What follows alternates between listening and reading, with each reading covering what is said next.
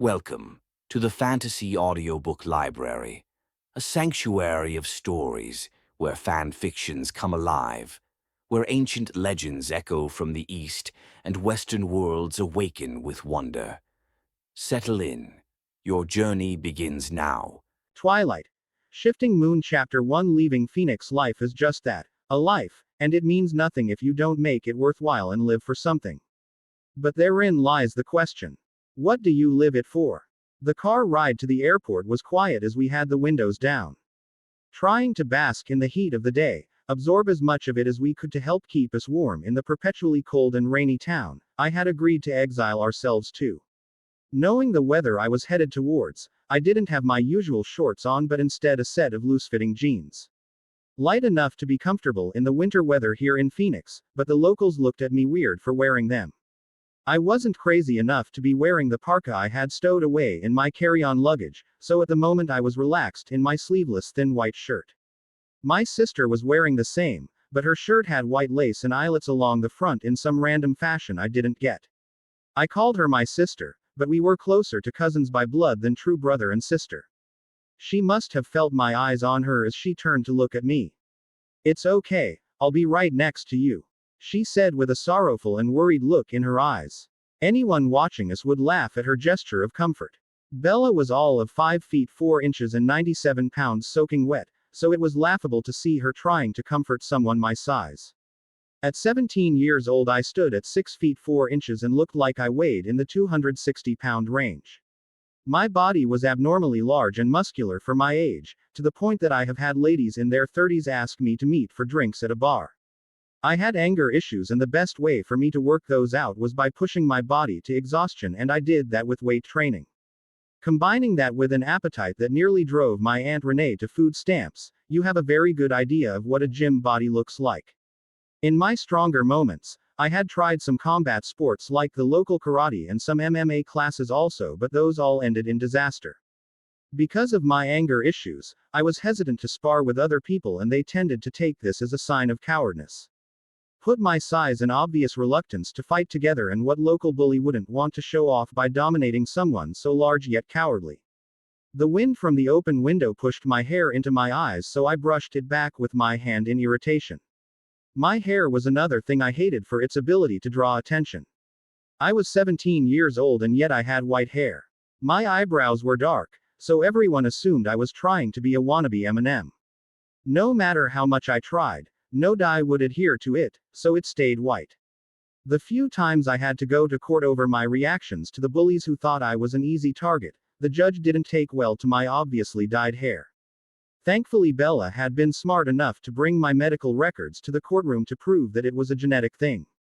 The other lucky thing was that most of these bullies wanted their friends to record their brave act of pushing around someone so large, so in both cases that went before a judge, there was video proof of them starting it.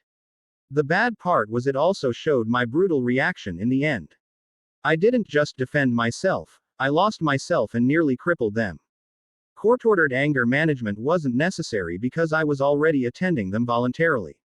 The group discussions about my anger and all the woo-saws of deep breathing just didn't help me very much. I was drug out of my introspection by my aunt, Bella, "Thomas, you guys really don't have to do this if you don't want to. We were doing just fine as we were, weren't we?" As she talked, Phil pulled into the drop-off lane at the United section of the airport. Bella stared at her mother's childlike eyes, and I could see her muster up the lie. "I want to spend some time with Charlie, Mom. It's not much longer and I will start college and my own life. I don't think I will have much time to see him after that all starts. Besides, you should spend more time with Phil on the road now that you guys are married. He sounds really hopeful that the Twins' AAA league wants to sign him." After Bella's answer, Renee turned to me. "What about you, Thomas? You could stay with us. Phil says you have the making of a great baseball player if you work at it a little. Actually, Aunt Renee, I am really looking forward to the small-town experience. Maybe if I'm in a less crowded area I will learn to relax a bit more, get a grip on my anger issues, and maybe work through my trauma. Oh Thomas, if only you could see that your heart is so much stronger than these muscles you have built up like a wall around yourself." I smiled at her. "Thanks, Auntie. Then I took a deep breath and opened the door, stepping out, and after I closed it, I walked around to the back and helped Phil pull the luggage out of the trunk. Here you go, big guy, Phil said, handing me the last of the luggage. We both knew it would be a few moments before Bella could calm Renee down enough for her to escape the car. If you ever decide you want to get into sports, you be sure and let me know. You are any coach's dream. I smile at him. Thanks, Uncle Phil. My words surprised him for a moment and then he chuckled. Oh yeah, I forgot about that.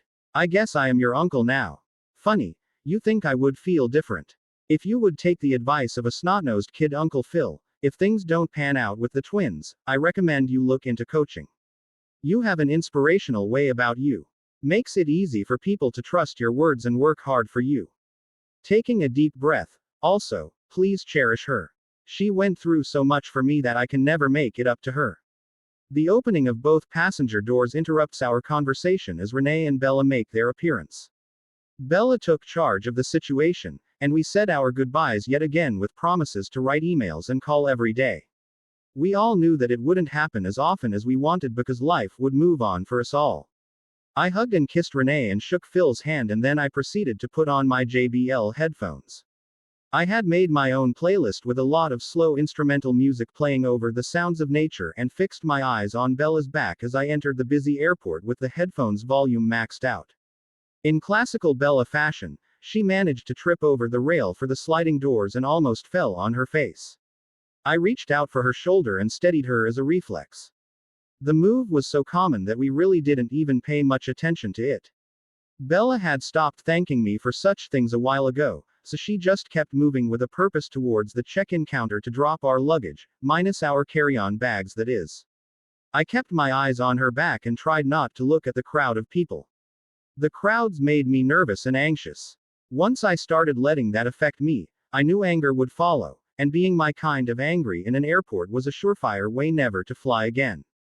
Like a horse being led around by its halter, I stayed within 2 feet of Bella and didn't look around. Bella was the one responsible for finding our gate, but first, there was the hurdle of the security check. Keeping my issues in mind, Bella had made our flight for the time with the least passengers, so there was as little of a crowd as possible. I filled the little gray tray with everything I had on me, including my headphones, and tried to concentrate on the ground as much as I could. Once I got through the personal metal detector, I was quick to get my headphones back on. With short glances around me, I found Bella putting her shoes back on and followed her to our gate. Everything went well on our flight to Seattle, and again our flight from Seattle to Port Angeles on a smaller plane was peaceful.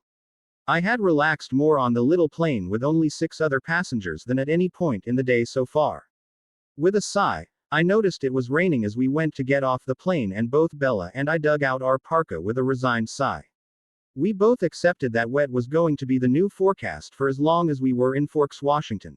Chapter 2. First day. Port Angeles Airport was so small it didn't have a dedicated arrival terminal, so people got to experience walking down the ladder on the runway and waiting for the luggage to be taken out of the belly of the plane. As Bella reached the bottom stairs, she was so busy looking at the man in a small-town police uniform that she missed the last step and practically fell into his arms. "It's good to see you, Bells," he said as he caught and automatically steadied her. "You haven't changed at all. How's Renee?" "Mom's good. It's nice to see you too, Dad." I had noticed Bella's slip up, as I'm sure Charlie did as well, but he chose to ignore it. Knowing it wasn't Bella's fault that they didn't form the family bond when she was still young.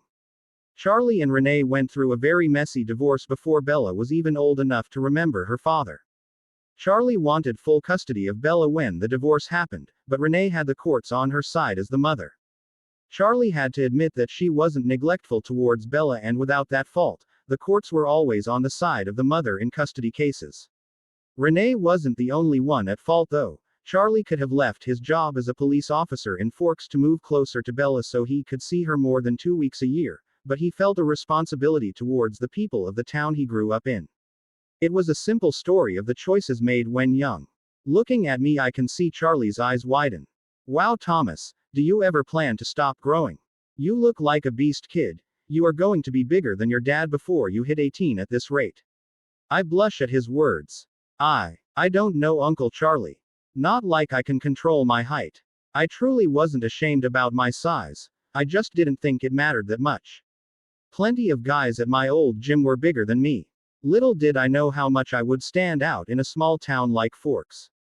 Well, if you grow much more you won't fit in Bella's truck, I bought her. Bella took a surprised breath at this revelation. You didn't have to do that, Dad. I had some money saved up to get me a vehicle. We were interrupted by the arrival of our luggage. Though it didn't take long to find ours. The lack of heavy clothing in Phoenix limited our ability to prepare for the cold winter of Forks. We planned to go shopping not long after we came to Forks to fill out our wardrobe. As we loaded the suitcases in the back of Charlie's cruiser, Bella started asking about her new truck. She wasn't too pleased to hear it was an early 60s vehicle, but I could see Charlie's thought processes on the whole thing. As accident-prone as Bella was, it was just good math to put her behind the wheel of something that would demolish a new-age fire truck and maybe bend her fender in the process. It reminded me of an old episode of a show called Night Court where a female attorney had gotten in a wreck in the vehicle her dad had bought her and demolished the garbage truck that hit her, but all that happened to her vehicle was that it unstuck her gas gauge. We settled into a mildly uncomfortable silence as Charlie drove us to our new home. Unfortunately, nothing slowed traffic like a police car, so our silence was a long one. After a time, I broke the silence. Listen, Uncle Charlie, I can't thank you enough for making room for me. You really didn't. Charlie interrupted the speech I had been working on in my head for the past 20 minutes. Shut up, kid. You are family and that's all that matters. Don't ever think of yourself as a burden to me. This took me by surprise as I knew Charlie had just as much trouble expressing his true feelings as Bella did. If you can't rely on your family, then what use is this word anymore? Silence fell once again after Charlie's impassioned speech. I started looking out the car window more as I saw Bella do the same. The trees were close to the road, and everything was green and wet. The canopy of the forest made by the trees was intercepting the rain that fell, taking what it wanted of the water before letting the drops fall to the ground. The brown trunks were marred at intervals with moss growing. My first thought was that it looked foreign, but after looking for a time I found it strangely inviting and calm. Before I knew it, we pulled up to a little white house with a red truck in the driveway.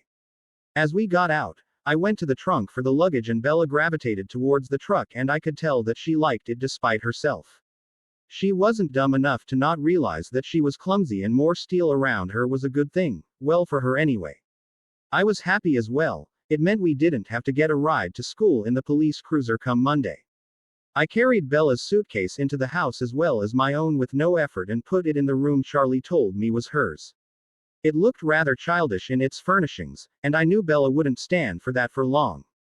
Resigning myself to helping her make the changes she would want eventually, I went to the door opposite of hers and looked at what would be my sanctuary against the world for the foreseeable future. After we got ourselves settled in our individual rooms, both Bella and I went downstairs and started to rummage around the kitchen. The prices for food in the airports were too frightening to consider, and me being a heavy eater, my belly was beginning to act like my throat had been cut.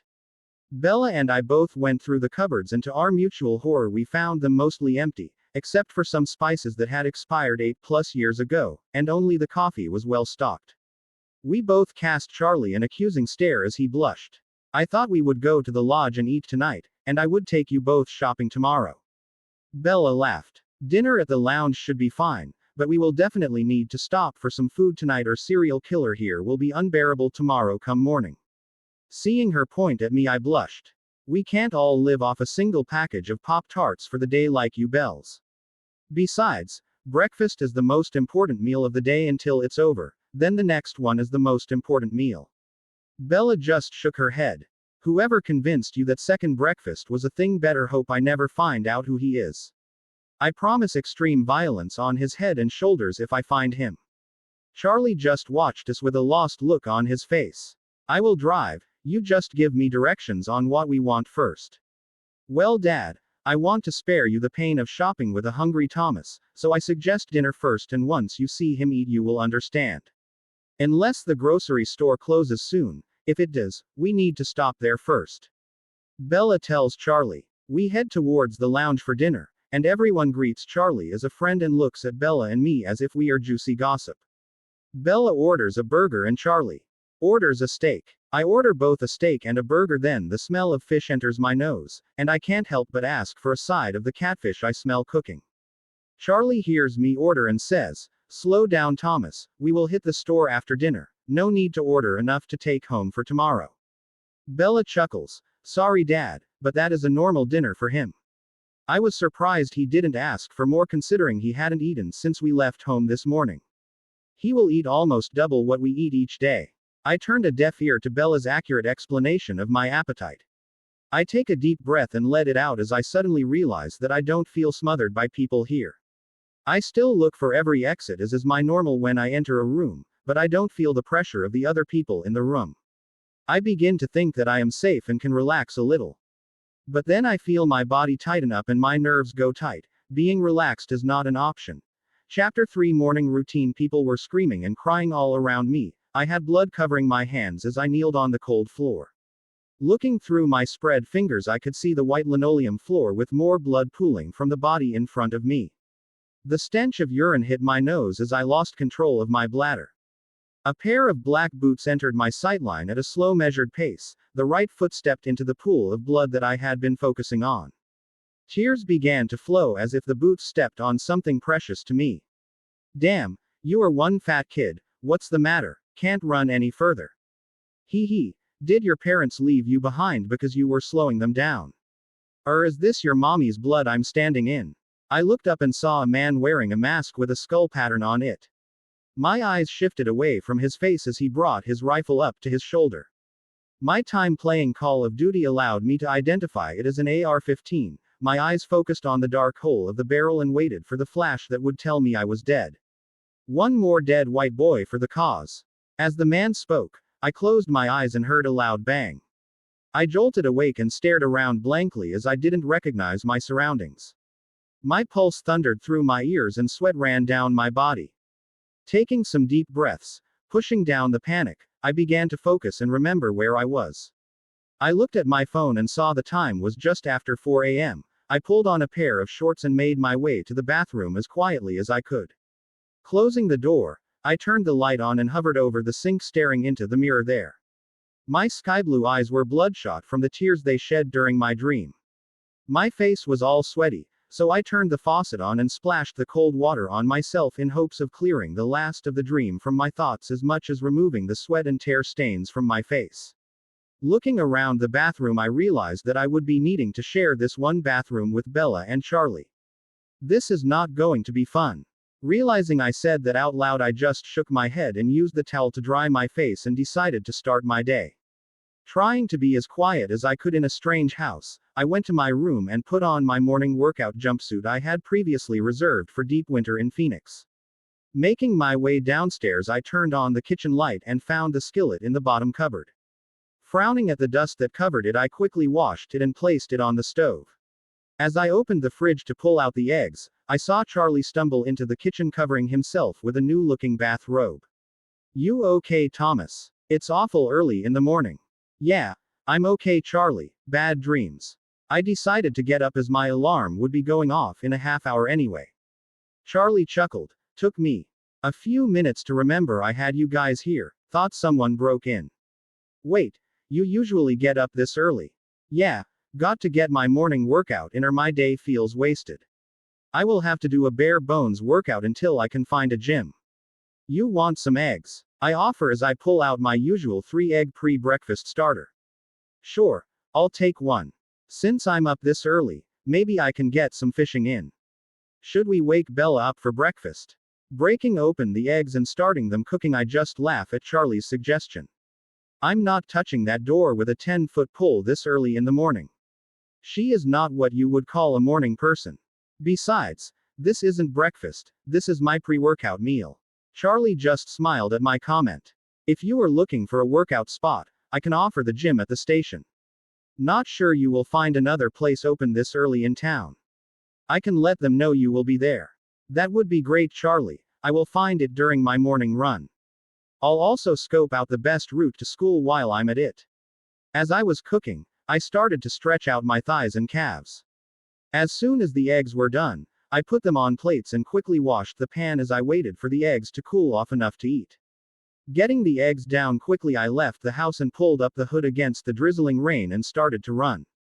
Charlie paused after Thomas left. Charlie was sitting at the table still working on the egg in front of him.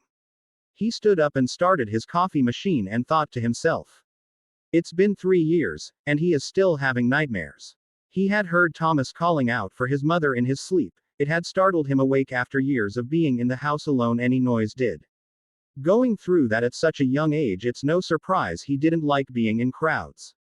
First his mom's boyfriend pushed him to the ground so he could escape, and then he and his mother were trampled by the crowd trying to flee the gunman.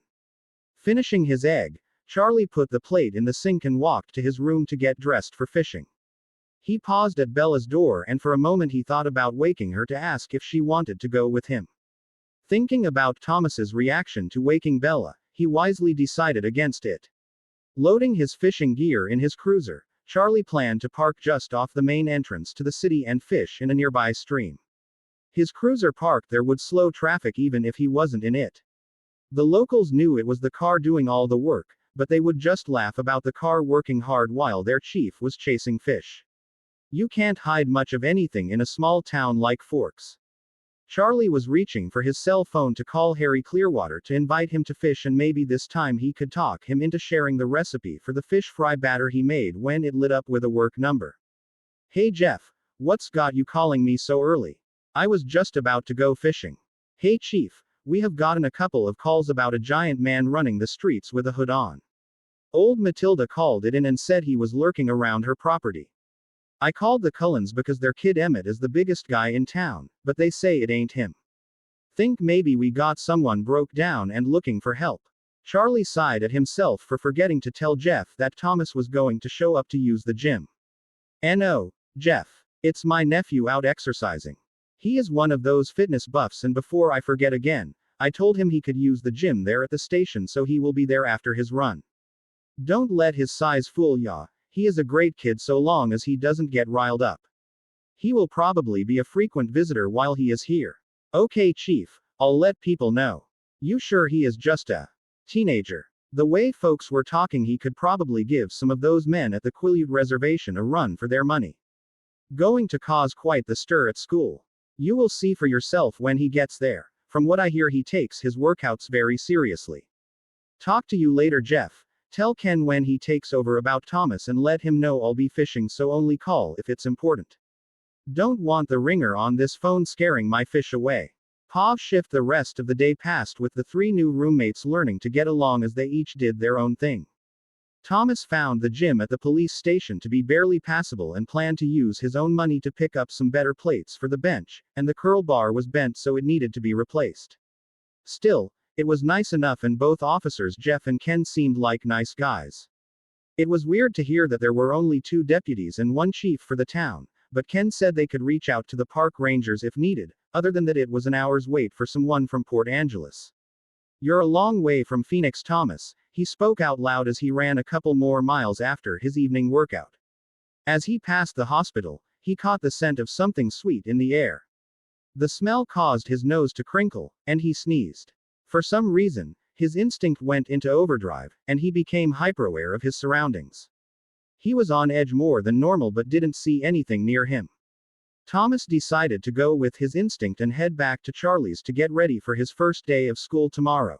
Chapter 4. Before school. As Thomas walked into the house, he could smell fish cooking and figured Charlie must have been successful at the stream today. Hanging up the soaking wet parka, Thomas walked into the kitchen to see how long until dinner was ready. Seeing Charlie at the table with a beer in his hand, I could tell he was racking his brain and trying to come up with something to talk to his daughter about. I decided to take pity on him and spoke to Bella. How long until dinner, sis? Do I have time for a shower first? I just started the fish, so at least 30 minutes. I'm making you 6 and chaw. Dad and I will have the other 3 from his trip today. Great, I'll leave you alone then. I know how you hate being bugged when you're cooking. Saying the last bit for Charlie so he would stop trying to come up with an icebreaker to talk to Bella. He took the hint and followed me out of the kitchen.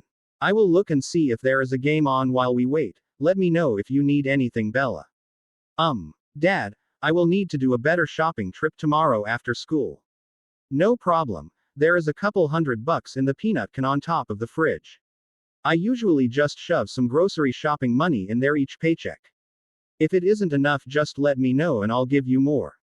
Bella walked over to the fridge and found the can Charlie was talking about. Opening it up, she saw a large wad of random bills just stacked on top of each other. She couldn't stand to see the mess, so keeping an eye on the cooking fish, she took the bills out and counted them up. Ah, Dad, you realize there are almost $3,000 here. Charlie turned towards Bella, who was standing in the kitchen doorway. Guess it adds up quick when you don't pay attention. That should last us a good long while. Shaking her head, Bella sighed in pity towards the lodge. Seems that her cooking at home just robbed them of one of their regular customers. As she finished preparing dinner, she started to plan out the week's dinners in her head, so she knew what to shop for. Charlie's belly was in for some new experiences.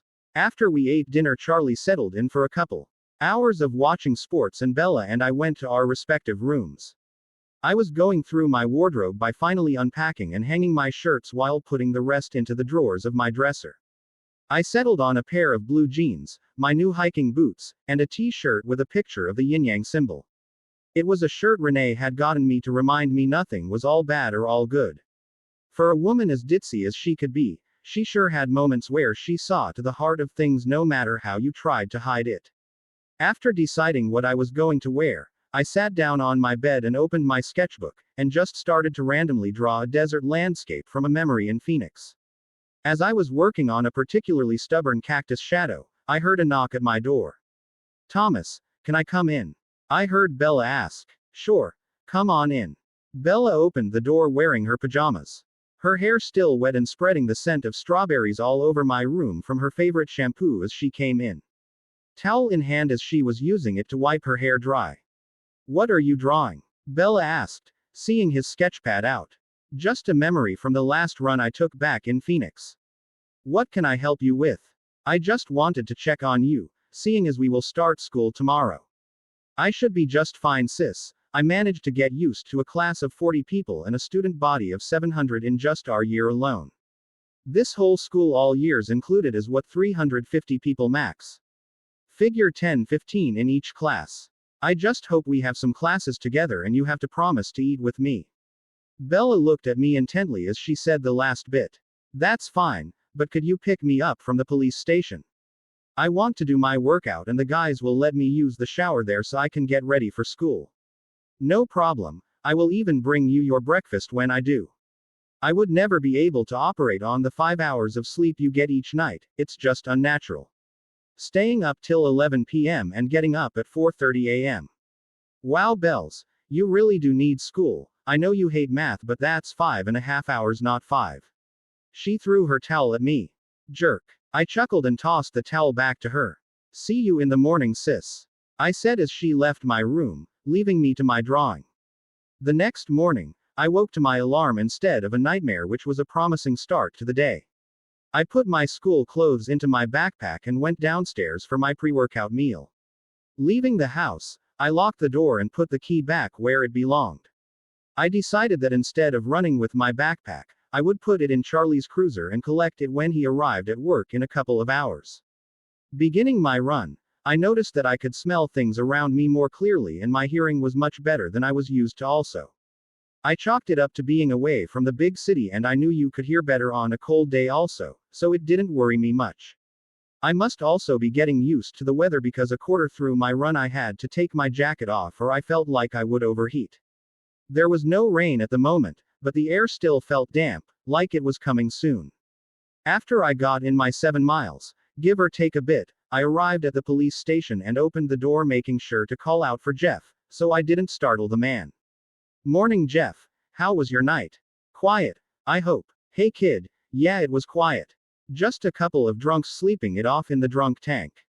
I am sure they will just love being woke up to the sound of you throwing those weights around.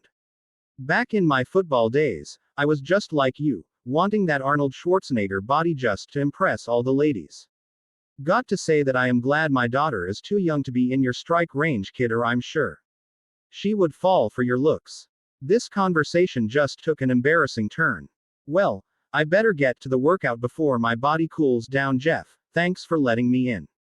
I headed into the room that they had designated the gym and started to go through the stretching routine I had developed with a couple of trainers back in Phoenix.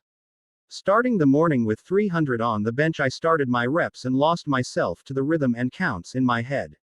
As I was doing a ladder of sit-ups with 250-pound plates held to my chest, I saw Charlie come into the office carrying my backpack. "Hey Thomas, I found this in my passenger seat and figured you put it there, so I brought it in.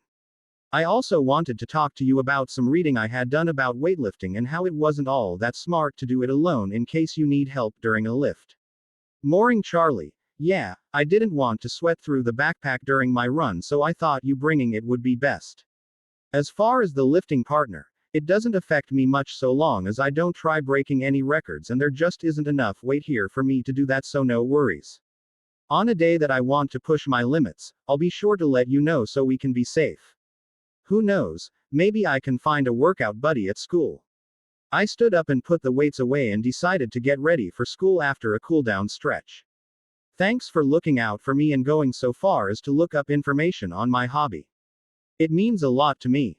I could tell that Charlie was instantly embarrassed and didn't take compliments too well. He is definitely Bella's dad.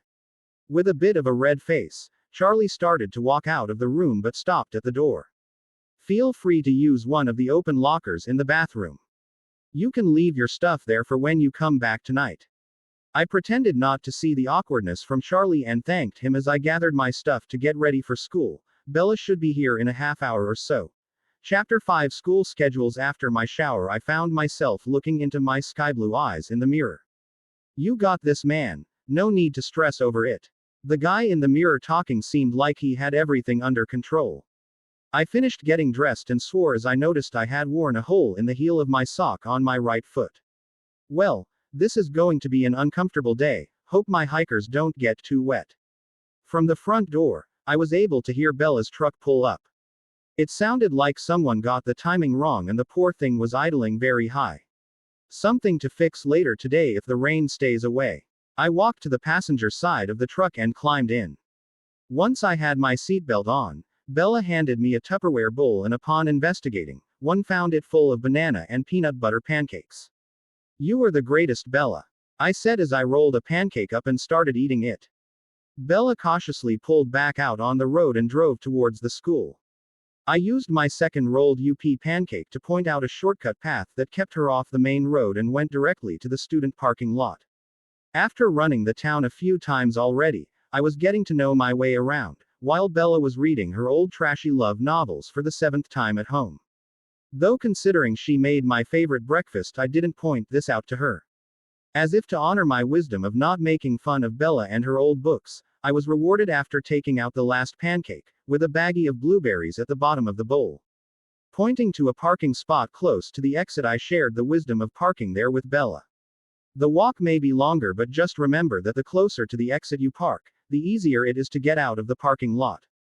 We both know that kids want to park as close to the entry as possible, and it's a traffic jam trying to get out. Remember Clint trying to be quick in his daddy's Porsche and getting into 3 fender benders in the first week of school, always had to park as close as he could. Bella smiled. "Yeah, and he cried for a month because he got it taken away and had to settle for a Mustang." We both look at each other and at the same time, what a douche. We laughed for a little while. Belle looked out the window. January of a new year. First day of a new school. We got this, right big bro? Reaching into my backpack, I grab my headphones and say, "I'll let you know after school." "Come on, let's go find the office and get our schedules." She got out and slammed the door shut. "I hope we have at least a few classes together." Slinging my backpack over my shoulder, we shall see. The school was nothing like what we were used to. It looked like one fairly large building with a bunch of little ones spread out in a random pattern.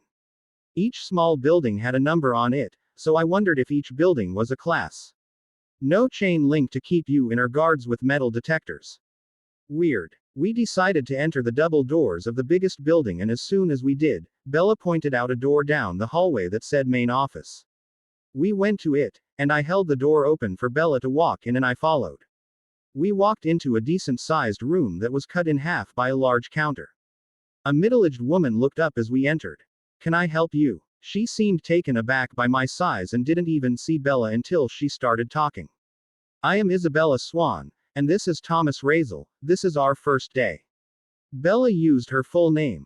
I can count on one hand the number of times I have heard her do that. The woman stood up and cautiously approached us, keeping a wary eye on me.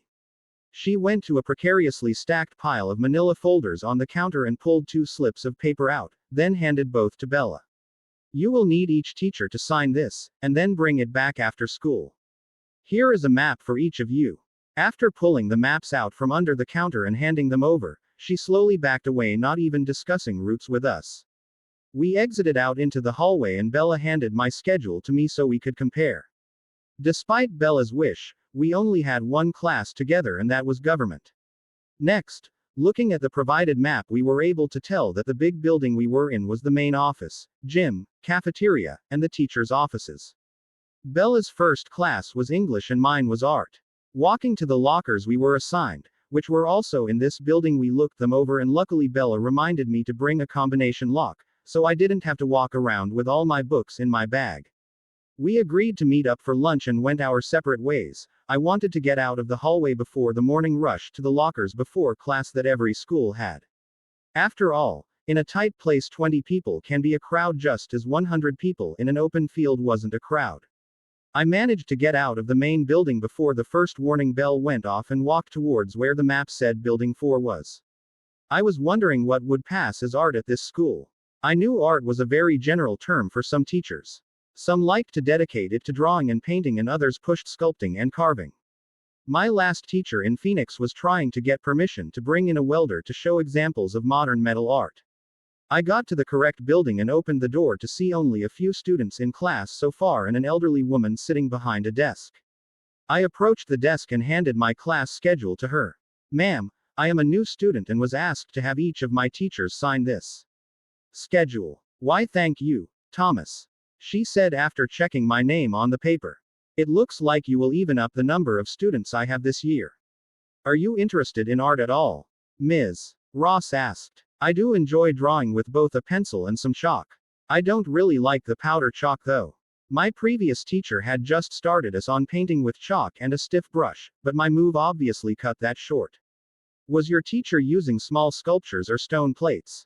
Ms. Ross asked. Actually, the first half of the year we made sculptures ourselves, and the second half we were going to paint them with chalk and brushes before clear coating them to retemper the finished product in the kiln. He used the long Christmas break to set the sculptures we created. Sounds like you had a wonderful teacher, and his loss is my gain. I am able to see your interest just by the way you spoke of the project you were a part of. I hope I can challenge your creative side as much as he did. There is an empty seat there at the left corner desk. Your partner is a very passionate and high-spirited young lady by the name of Alice. I moved carefully to the indicated desk and put my class schedule in my bag, so I didn't lose it. The room was a bit small, and the ceiling was much closer to my head than I liked. If going by the desk count and the comments from Ms. Ross, I assumed there would only be 8 students in this class. Shortly before the last bell rang, the door opened and I saw a few more students file in, wiping sleep from their eyes still and yawning. After catching sight of me, they usually did a double take to see if they saw correctly. After all, a student my size was abnormal and sure to feed the rumor mill for days to come. At the last minute, the door opened again to reveal a very small girl. She stood no more than 4 feet 10 inches, maybe 11 inches, but no more than that. She was very petite and had short black hair cut in the pixie style. Her eyes were a dark brown, bordering on black, and she looked like she didn't sleep very well last night. Maybe she stayed up late working on something, I thought to myself. Combining all that with ivory white skin and a chiseled face that Hollywood must be dying to see, this just wasn't fair to all the other girls in the world. Alice dear, please take your seat so we can begin class. I assure you, your new table mate won't bite. Ms. Ross said. Chapter 6 First art class. Shock was the expression I would assign to her exquisite face right now. But even that didn't stop the little skip that I assumed was her customary pace as she approached our desk. Despite all these childlike attributes I had described her with, and the praising words I used to express her beauty, every instinct in my body was shouting danger. I didn't see you. She tilted her head slightly like a puppy seeing something that puzzled it, and her chirpy bird-like voice carried all kinds of confusion. I saw Bella, but not you. I wonder why. Not sure how to respond to her statement, I slowly reached out my hand. Hello. I am Thomas Raizel. If you saw Bella, I don't know why you didn't see me, she is far too small for me to hide behind. You must have seen her after we had parted ways, I guess. Anyway, from my understanding we will be art partners for the rest of the year. I talked like I was speaking to a child who I was afraid of frightening off due to my size. She gave me a smile that could melt the coldest heart, took my hand that was dwarfing her own to the point she could only grip 3 of my fingers, and shared a gentle handshake. My name is Edythe Cullen. I am glad to have a partner, finally. Everyone in the classroom was staring at us as we introduced ourselves to each other. I noticed Alice's hand was very cold, like it was still trying to shake the cold from outside. As if guessing my thoughts when I looked at her hand, I have poor circulation in my hands, they are almost always cold. She removed her hand from mine, took off her backpack and hung it on the back of her chair. Then she sat down with a thoughtful look on her face. Thomas also sat down and finally registered the very sweet smell that came from his new desk mate. She smelled very much like cotton candy, pure sweet sugar. His attention was drawn to the front of the class by the teacher standing up. Class, I would first like to draw your attention to the back of the class and introduce a new student from Phoenix, Arizona. His name is Thomas and I hope you all welcome him and answer any questions he may have. I nodded my head and waved to everyone, secretly glad that Ms. Ross didn't make me stand and give my own introduction. We will take this first class of the week and lean into what he tells me he enjoys about art. I want you all to use just a pencil and white paper to draw your own partner in any style you wish. If you do not finish during class, you may take it home to finish, but be sure to bring it in tomorrow to receive credit. As she spoke, Ms. Ross laid 2 sheets of thick white artist paper on each desk. Begin now. I looked again at Alice, and she was looking to the front of the class, but I could tell she wasn't focusing on anything in this room. She had an adorable little pout on her lips that gave me a great idea for my assigned art piece. As I started drawing, Alice seemed to come to herself and looked around. Turning to me, she whispered, "What was the assignment?" Her eyes went unfocused for a moment. "Oh, I see, everyone is turning in pictures of their table mates." She turned thoughtfully to me, and I turned my paper so she couldn't see what I was doing. She hummed to herself for a moment and then turned to the paper in front of her and quickly began drawing. Time faded away as it always did when I was drawing. My muscles loosened up and I wasn't wound so tight during this time. It was part of what pulled me to drawing. At any other time, I felt like a compressed spring ready to explode in any direction at any given time. As I put the finishing touches on my picture, I saw Alice stand up and take her drawing to Ms. Ross. Not long after her, I stood up and followed with my own finished piece. Impeccable art as always, Miss Cullen. Care to tell me what it represents? I looked at the picture on the table and saw she had cut the page in half, with the top half being almost all gray. The only exception was an all-white, vague outline of a person. But on the white bottom side, you could see a perfect drawing of me, down to the design on my t-shirt. I thought it resembled a shadow of the vague outline. I was impressed with the details, as well as the symbolism. The top half was what I expected of the day, just a gray passage of time. But the bottom is what I got, a new partner to help brighten my day. She said the last line with a smile. Well, it's an A+ as usual, Alice, thank you. You can give your piece to Thomas if you would like. Ms. Ross said as she handed the drawing back to Alice. And are you ready to turn yours in, Mr. Raizel? Yes, ma'am, I am. I said as I reached over Alice's head and kept the drawing turned away from her, handing it to Ms. Ross instead of putting it on the table. This caused Alice to puff out her cheeks and form a pout on her face that was just too adorable. I wanna see, she said as she folded her arms. Ms. Ross looked at the picture and then looked at Alice and burst out laughing. She sat back in her chair and just continued laughing as little tears came out of the corners of her eyes. This caused the whole class to turn to us. As Ms. Ross started to recover herself, she placed the picture on the table so Alice could finally see it. At first glance, one would see a picture of Tinkerbell from the Peter Pan cartoon sitting on a cube of sugar with her hands across her chest and an adorable pout on her face. But a closer look showed it was Alice's face with her pixie-cut dark hair and not the classic Tinkerbell. It was a picture of Alice Cullen with fairy wings and Tinkerbell's outfit, pouting as if someone had teased her and she was about to get angry. Alice picked up the picture and looked at the drawing and slowly a smile spread across her face. She started to do little jumps so fast I thought she was about to blur out of existence.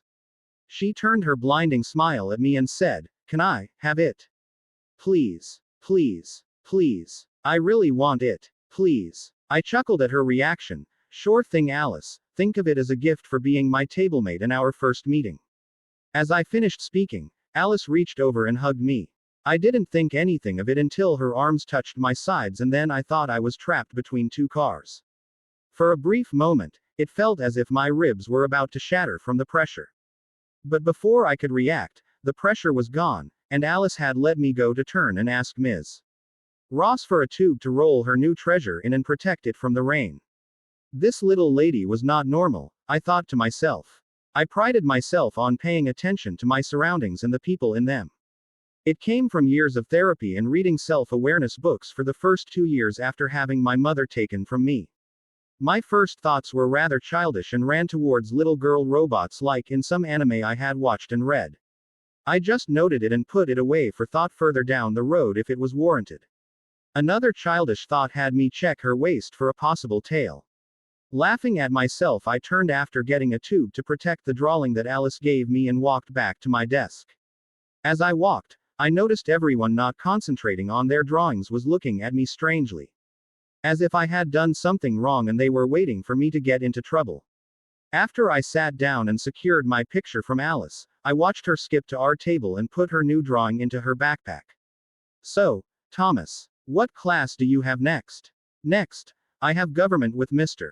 Jefferson at Building 6. What about you?" I said after looking at my schedule. "I have math with Mr. Varner at Building 5, so we can walk that far together. If I'm not bothering you, that is. I could point out Building 6 once we are there." She seemed like she was waiting for me to tell her no, so when I nodded, she had another brilliant smile on her face. "That would be of great help, Alice. Thanks for taking pity on the new guy. I hope you have Bella in at least one of your classes. I get the feeling you two would get along great and maybe you can pull her out of the introverted shell she keeps herself in." "Oh, me and Bella will be great friends. I can't wait to meet her, but I don't think we have any classes together." In a low whisper, I barely made out her next sentence. "Maybe I can try and change that." "No, better stick with what I see." Focusing back on me, Alice says, "You ready to go? The bell will ring before we get to the door." I grabbed my bag and we walked to the coat hanger and grabbed our respective jackets, then said, "Lead the way, my diminutive guide." Chapter 7 Between Classes. Hey, no short jokes. Or I'll start with the tall and buff guy jokes. I don't know any, but I can find some online, I'm sure. What short jokes? I didn't once mention my surprise that you can reach the coat rack, and me opening the door only had a little to do with my worry that you couldn't get the proper leverage from your angle. I joked with her. Once we stepped out of the door, I saw a guy standing there. At first glance I thought it was a teen like me, but the way he stood spoke of experience and time you wouldn't normally see in someone in their late teens. I guessed him to be about 6 feet 1 inch with a muscular build, but lean still, not bulky like me. Guessing from his appearance, I figured him to be the lightweight high repetition type of guy at the gym. He had honey blonde hair that was slightly shaggy, falling just short of hitting his collar. His eyes were a brighter brown than the color of Alice's, but they still had a resemblance to each other's color-wise. His skin was pale like Alice's, but I could see raised spots all along his face and neck. The bumps and lines looked like scars he had received very young, and they had mostly faded away to the point that they were hardly visible to me. As soon as she saw him, Alice's face brightened like a light bulb and she jumped into his arms and shouted, "Jasper! You came to walk me to class. I love you." I watched Jasper's face as he looked at Alice in his arms, and you would think it had been years since they last saw each other. Part of me wondered if that was true. He looked at her with such warmth and devotion that I had no doubt that he would be with Alice so long as he lived. Strangely, I could almost feel the emotions I saw on his face. Then he looked at me and every muscle and tendon in my body tightened to the point it was painful. If Alice was danger, then my instincts told me that this man was death incarnate. I truly felt as though I was under the gaze of a battle-seasoned lion. One who was in the prime of his youth and ready to accept any challenge that came his way. The fear I felt was primal, my fight-or-flight response was fully engaged, and my mind was just trying to decide what direction gave me the best chance to get away. Suddenly, my anger kicked in and started to overwhelm me. I could feel the rage bubbling just below the surface as I tried to hold it back by reflex. I knew it was a bad thing to release my anger, but I just couldn't stop myself. With the last bit of my will starting to burn in the flames of my anger, I mentally apologized to Bella and Charlie for the trouble I was about to cause them. Unexpectedly, I felt like a cool winter breeze ran through my body and the anger started to recede under its gentle chill. I let out the breath I had been holding and took another deep one, trying to stabilize my emotions.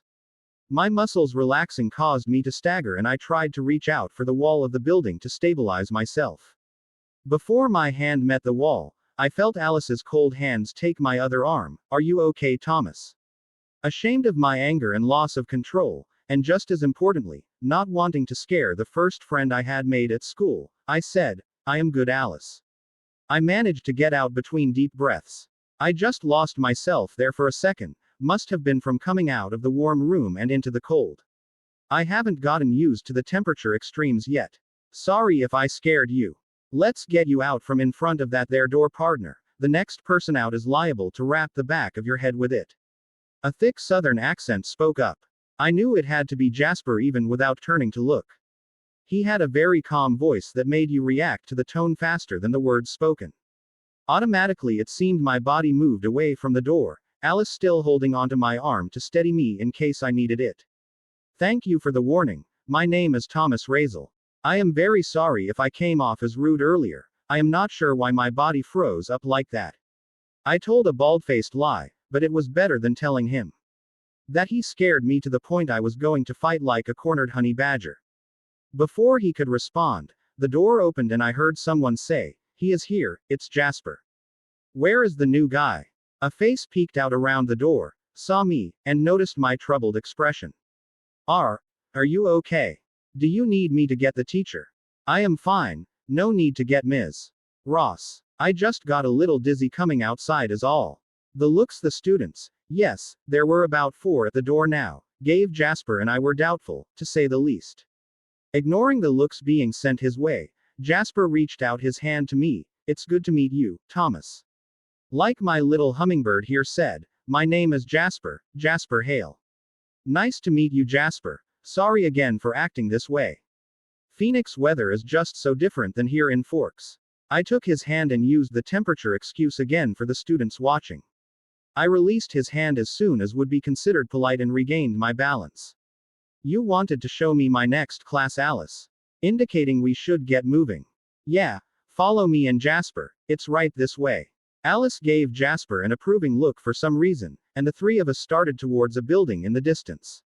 "So, what brings you to Forks, Thomas?" Jasper asked me. "Family. Chief Swan is my uncle, and my sister Bella is his daughter. We decided to move here so her mother could travel with her new husband." "Well, that don't hardly add up unless we're in Arkansas. How can he be both your uncle and your sister's father?" Jasper asked with a chuckle. Alice laughed also. Knowing this would be their reaction to the way I stated the relationship, I hoped the amusement would help them forget the awkwardness from our initial meeting. "Well, my mother was Bella's mother's sister, and when mine passed away, she and Bella took me in. Her name is Renee, and she is the ex-wife of Charlie Swan. Over the years I just got into the habit of calling Bella my sister, so it's hard to think of her any other way. What about you two? The connection between you guys is like destined lovers or something from stories and anime. I have never seen 2 people so meant for each other." I meant every word of what I said. "My twin sister Rosalie and I share in your loss of our mother and moving to live with our aunt. My Aunt Esme can't conceive children, so she and her husband Carlisle adopted a whole passel of kids. Alice here was one of the ones adopted, and like you said, it was fate from the start between us. Isn't that right, my hummingbird?" Jasper looked down at Alice, who was happily skipping alongside them. I just had to wait until you came along to complete my world, Alice responded. As we talked, we got to a little building with a large number 5 on the side of it. And I could see the next building just a short way away had a number 6 on it. Well, I don't want to interrupt the time you can be used to whisper sweet nothings to each other and make all of us single guys and girls jealous enough to turn green. Thank you for showing me the way, and I hope you forgive me for being all weird after class. See you two around. I waved as I headed to the least favorite class on my schedule. Getting to class in plenty of time, I entered and walked directly to the desk as I rummaged through my backpack for the schedule all my teachers needed to sign. Mr.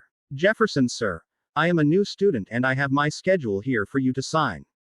Leave it here on my desk and grab a book from that cupboard for yourself. You can collect the schedule at the end of class. Yes, sir. I will also grab a book for my sister who will be starting class this hour as well. Just as I spoke, the door opened, and Bella came stumbling in. I smiled at her and went to the cupboard to get us each a book and made it back to the teacher's desk just in time to hear him tell her to get her signed schedule after class. I handed her the book I selected for her and asked the teacher, "Is there assigned seating or do you know what seats are usually open?" "Yes, the 2 in the back left are for you. If there are issues later on, I will move you as needed." Bella looked at me like she wanted to say something as we walked back to our seats, and just as soon as I sat down, Bella asked me, "What's this I heard about some senior punching you for talking to his girlfriend?" Chapter 8 Rumors. Alice and Jasper Pov. As soon as Thomas left, Alice and Jasper moved away from the entrance door to Building 5 and started talking rapidly and low so they couldn't be overheard. "That was a very angry young man, darlin'," Jasper said while he reached his hand out to grip Alice's left hand. "I can't see him, Jasper. He has never been in any of my visions. I knew that Chief Swan's daughter was coming, but how could something like him slip through my visions? I can't wait to show you what he drew, but I won't take it out and let it get ruined in the rain." "Wait, you mean to tell me you have been having visions of this Bella Swan everyone is talking about? Why didn't you say anything? The visions are changing too fast right now. Someone has to make a decision, I think. But if it's the right decision, then she will affect us all. Well, she will be my best friend too. Unless Thomas turns out to be my best friend." She put a finger of her right to her chin. "If he is not in my visions, does he affect them? So much I don't know about my abilities, yet we rely on them so heavily. You're spinning me in a web of confusion here, darlin'. What did you feel when you saw him? He got all tense like he recognized you or was afraid of you. His emotions are like a bonfire of anger. I could feel him through the door as I was waiting for you. When he came out with you, I saw him looking me over and sizing me up the way you do when you meet someone for the first time. But well, most of my attention was on you, love. Once I turned to look at him, I felt a great weariness, like he was ready to fight or run. The beginnings of fear, and then suddenly it was like all those emotions were fuel for his rage. Before that point, he had no hostility towards me, but the anger started to overwhelm him. I had no doubt that he would attack me with everything he had at that point, so I had to use my ability to calm him down. It could have been me not paying attention, but I think he also saw my scars. His eyes focused on my face and neck intensely for a longer time than most humans. Alice still had her finger on her chin. Humans can't see your scars without a strong light illuminating them. He is getting more and more mysterious. I hope this doesn't mean we have to move again. I really like it here. Your safety is my priority, love. Our living arrangements can change, but you know I won't stand for you to be in danger." Alice smiled at him. "You're sweet, dear, but you know I will be safe, even if it's just to keep you from fighting. It's so exciting. Bella's first day here and so much is happening. Well, you best get yourself to class. I will see you at lunch, then later you can tell me about these visions you have been having." Alice jumped up and gave Jasper a quick kiss and turned for the door. Once she was inside, Jasper headed off for his class and figured he would make it just in time. Holding his breath as much as he could to reduce the smell of the oh-so-sweet human blood that constantly tempted him, Jasper caught his name being whispered from time to time. I heard he was being pushed up against the wall by Jasper, just for talking to that little freak Alice. But I heard the new guy was huge, too big to be our age. I bet he got held back a couple of years. I wonder if they will fight after school. Jasper inwardly groaned. He and his family tried to keep the attention on them to a minimum, and this was likely to keep the spotlight on them for a couple of weeks at least. Jasper sighed and wondered what everyone would say at lunch. If the new guy likes the way Alice looks, just wait until he gets a look at Rosalie. I mean, all the Cullens are gorgeous, but Rosalie is beauty incarnate. Ha! He will take one look at Emmett and duck his head if he isn't able to take even Jasper on. Jasper stopped paying attention at this point and just made his way to class, making his face as stoic as possible and tuning out all the chatter. He hoped none of his siblings had heard of this rumor. Scene shift back to Thomas. Once the boring government class was over, I had to yet again convince Bella that I had not in fact gotten into a fight on my first day. I had not in fact been trying to steal a senior's girlfriend. And finally, we had not in fact pledged to have a fight to the death after school over her. How she got these rumors in just the 15-minute break between classes was a wonder. I had to do all this before we even made it up to get our signed schedules, which we had to remind Mr. Jefferson that he had taken from us.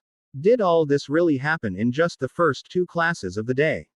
After leaving Bella to go to her trigonometry class, I made my way to biology with Mr. Banner. I couldn't help but notice that many of the people I passed were looking at me and whispering to each other, and wondered just how far this stupid rumor spread in such a short time. This continued all the way to Building 2, which I had to find by relying on the map given to me in the morning. Upon entering the classroom, I walked directly to the front of the office and introduced myself to the teacher. After he signed my schedule, he directed me to the books for the class. I am afraid that you will make this class uneven in numbers, so you will do a majority of the work on your own. If you struggle, then I can consider placing you with some of my top students as a 3-person team. That's okay, Mr. Banner. My biology is strong, so I shouldn't struggle too much. If I do, I will be sure and let you know. It may have been my imagination, but this teacher came off as very condescending and stuck up. Good thing I held back on asking him if his first name was Bruce. I probably wouldn't like him when he is angry. The class proceeded normally, but I could tell that it was going to be a waste of time for me and Bella. We were both in the accelerated class in Phoenix school system, and what we are learning in this class is about 2 years old to me. Good thing I kept all my past assignments on a thumb drive so I could just reuse them. Poor Bella, being the old lady type, she handwrote all hers, and I know she didn't bring them with her. That should be good information to give her a hard time on. School had always come easy to me, even before my mother died. I was quite the fat nerd back then. This school was shaping up to be even easier than I was used to. Wonder if I can test out and graduate early. I was trying to act oblivious to all the staring I was getting and just hoped that it would calm down in time. Finally, the bell rang, releasing me from the tiny classroom. I decided to take all of the 15 minutes I was allowed between classes after today. I needed to be early enough to get the teacher's signature today. My final class before lunch, Mr. Varner, and calculus trigonometry, all the way back to where I separated from Alice and Jasper. If memory serves, I should pass Bella, as she has just the trigonometry portion. This last hour, she never did like math much. Making my way, I did not see Bella. I wondered if her 4th period class took her in a different direction than the one I was coming from. Mr. Varner proved to be another unpleasant man who forced me to stand at the front of the class and introduce myself to the class like I was a performing monkey. He is definitely going to get bashed in the Swan home if he made Bella stand up here. She hates being forced into the spotlight, though Renee did say that she opened up a good bit just by interacting with me. After class, I went to my locker to drop off the books I had accumulated and then made my way to lunch. Chapter 9 Lunch. Walking down the hall, I see Bella looking around at the entrance of the cafeteria as she stood with another girl. This girl was slightly shorter than Bella and had very frizzy dark hair. Once Bella caught sight of me, let's face it, I kind of stood out, so it wasn't hard. She waved as if I hadn't seen her already. Hey Thomas, how's your day going so far? It's good. Looks like I will be able to reuse a lot of my essays from Phoenix here. I smiled, knowing this would irritate her. Who is this? I pointed to the girl beside her. Before Bella could say anything, I'm Lauren. We have Spanish together and I invited her to sit with my group at our table. But she wanted to wait for you, and I was fine with that. She spoke very quickly and really emphasized the I in her introduction. I know it's shallow, but I already placed her in the self-centered category, but I wasn't above letting her work her way out of that group in my head. It depended on her at this point. Hello Lauren, I'm Thomas. I introduced myself. Well, let's get in there and see what passes as food in this school. I hope they ignored that hag Michelle Obama's sorry attempt at improving school lunches. How are they going to listen to a lady that has never let her daughters eat in a true school cafeteria, much less eaten in one herself? Hee hee, you're so funny, Thomas. Lauren had a high-pitched laugh that just grated on my nerves. But if she came with Bella, I would stay strong, for now. I started looking around for the exits as soon as I walked in, engaged where the heaviest crowds would be, a normal habit of mine. I spotted a table in the back that was completely empty and all the kids in the area avoided it. That's a perfect table for me, I decided, close to the exit and out of the way. I could put my back to the wall and watch everyone that entered or came near me. Wondering why no one else was interested in that table, I turned my attention to the food being served by the lunch ladies. Lauren's eyes got bigger and bigger as she saw the amount of food I was collecting on my tray. After paying for it, I waited for Lauren and Bella to finish paying for their lunch. Lauren points to a table that is in the middle of the room. It's over there, those are my friends. They will be dying to talk to you too. I get antsy right away, but I was also trying to cope with my issues, so I was willing to try for today. Once we sat down, Lauren did some introductions. I started eating but kept my eyes towards whoever was talking and used their facial expressions as my cue to nod or shake my head to the comments I just didn't really want to listen. I glance over at Bella and see her in the typical defensive posture she has when around a lot of people. Her shoulders were hunched and eyes down, with her making quick glances through her hair at whoever was talking, but then looking away as if not wanting to be caught staring. She was definitely the one-on-one type of social girl, and my trust issues with people often came off as stuck up. It was usually the third or fourth interaction with people that they started to realize that I didn't care about what they were saying unless it was truly interesting to me. We made a true socially awkward pair. Out of nowhere, a strong burst of a sweet sugary smell overpowered my nose. The smell made me almost gag on the spoonful of chilimac I was eating. It threw my taste buds off, smelling sweet but eating spicy.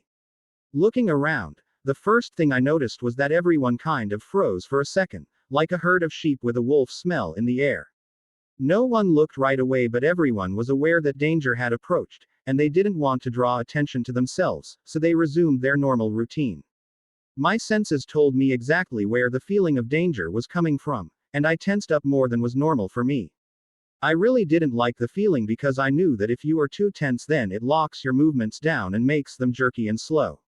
I started to analyze what I was seeing so I could get a handle on my nerves. First up was a true vision of beauty. No dummy, analyze the threat first. I told myself. Hovering over the woman I was trying to not stare at was a figure that was just slightly taller than me, and his build was surprisingly bigger than mine as well. With short dark curly hair and a chubby boyish face with dimples any grandmother or aunt would want to squish between their fingers.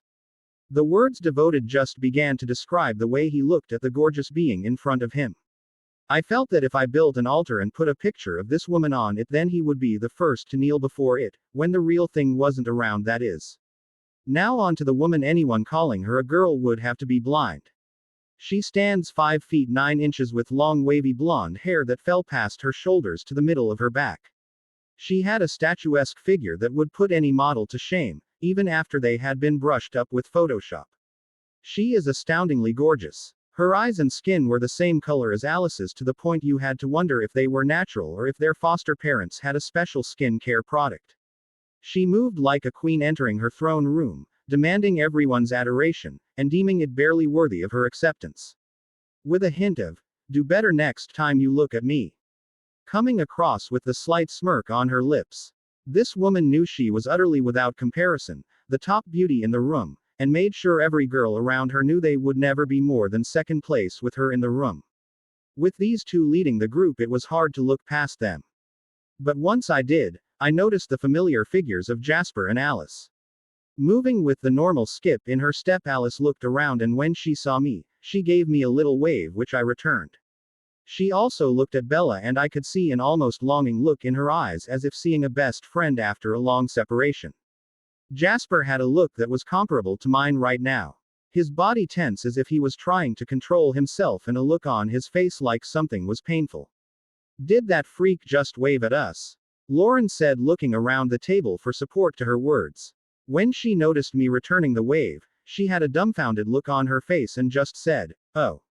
So, is it true that Jasper wants to fight you for talking to his girlfriend?" A tall black kid asked me. I remembered his name was Tyler, I think. Not at all. He was very pleasant when Alice introduced me to him. I have art with her, and we are partners. Everyone looked at me suspiciously, but no one commented. Then I heard Bella ask, "Who are they?" When I looked at her, I saw her eyes glued on one of the two figures behind Jasper and Alice. He was shorter than all the other men in his family that I had seen, standing around 6 feet 1 inch. To me, he looked skinny, but the way he moved spoke of hidden strength and speed. He had short, messy hair that was a shade between brown and red. I thought copper was as close to a color as I could use to describe it. A girl at the table with long mousy blonde hair and looking like a strong athletic type, with her being taller than most girls at the table. Jessica, I believe was her name, answered Bella. Those are the Cullens, she said like a person getting ready to share some juicy gossip. As if she had yelled out loud to get his attention, I saw the one Bella was looking at turn his head towards the table we sat at. Looking him over again, I had to go with my earlier thought. The Cullens definitely have a skin care product that was unavailable to the rest of the world. No other way they could all have the same pale ivory, almost marble-like skin tone. The guy looked at Jessica as if to ask why she called for him, but said nothing and turned his eyes towards Bella. After a second or two, his eyes had a puzzled look and his face creased slightly into a frown for just a brief second before he was nudged from behind. Don't just stand there, stupid. Move. A melodious yet irritated voice said from behind him. Chapter 10. Enter the Cullens Part 1. When Bella noticed the boy looking at her, she dropped her eyes quickly in embarrassment. Jessica giggled and continued her speech in a low tone so only those at the table could hear her. The big one with the girl in the lead are Emmett and Rosalie. The little one behind them is Alice, and the one that looks like he is constantly in pain is Jasper. They are both couples. She said the last with a tone of condemnation and shock I didn't understand. They live together, like brothers and sister, all adopted by Dr. Cullen and his wife. She stared at us as if waiting for us to be repulsed by what she said. Well, they aren't blood related and have lived together for years, so no surprises down the relationship road. I would say they have a better chance of making it work than most people these days. I said, letting Bella take her time absorbing the information and sparing her from having to respond. And the other two? Bella asked, with a skip in her voice. When I looked up again, I saw them all seated at the table I noticed earlier, the one I wanted to sit at. This must be their usual table, and that would be the reason no one else dared to take it. My attention was caught by the girl sitting with her body mostly facing me. She must be right at or under 6 feet tall. It was hard to tell as she was seated now. Her facial features were near perfect, with the minute blemish of her lower lip being slightly too big compared to her upper. It gave her a perpetual pout. Her high cheekbones and sharp chin gave her a remarkable and fierce look. Thomas's first impression was that he didn't want her to get mad at him.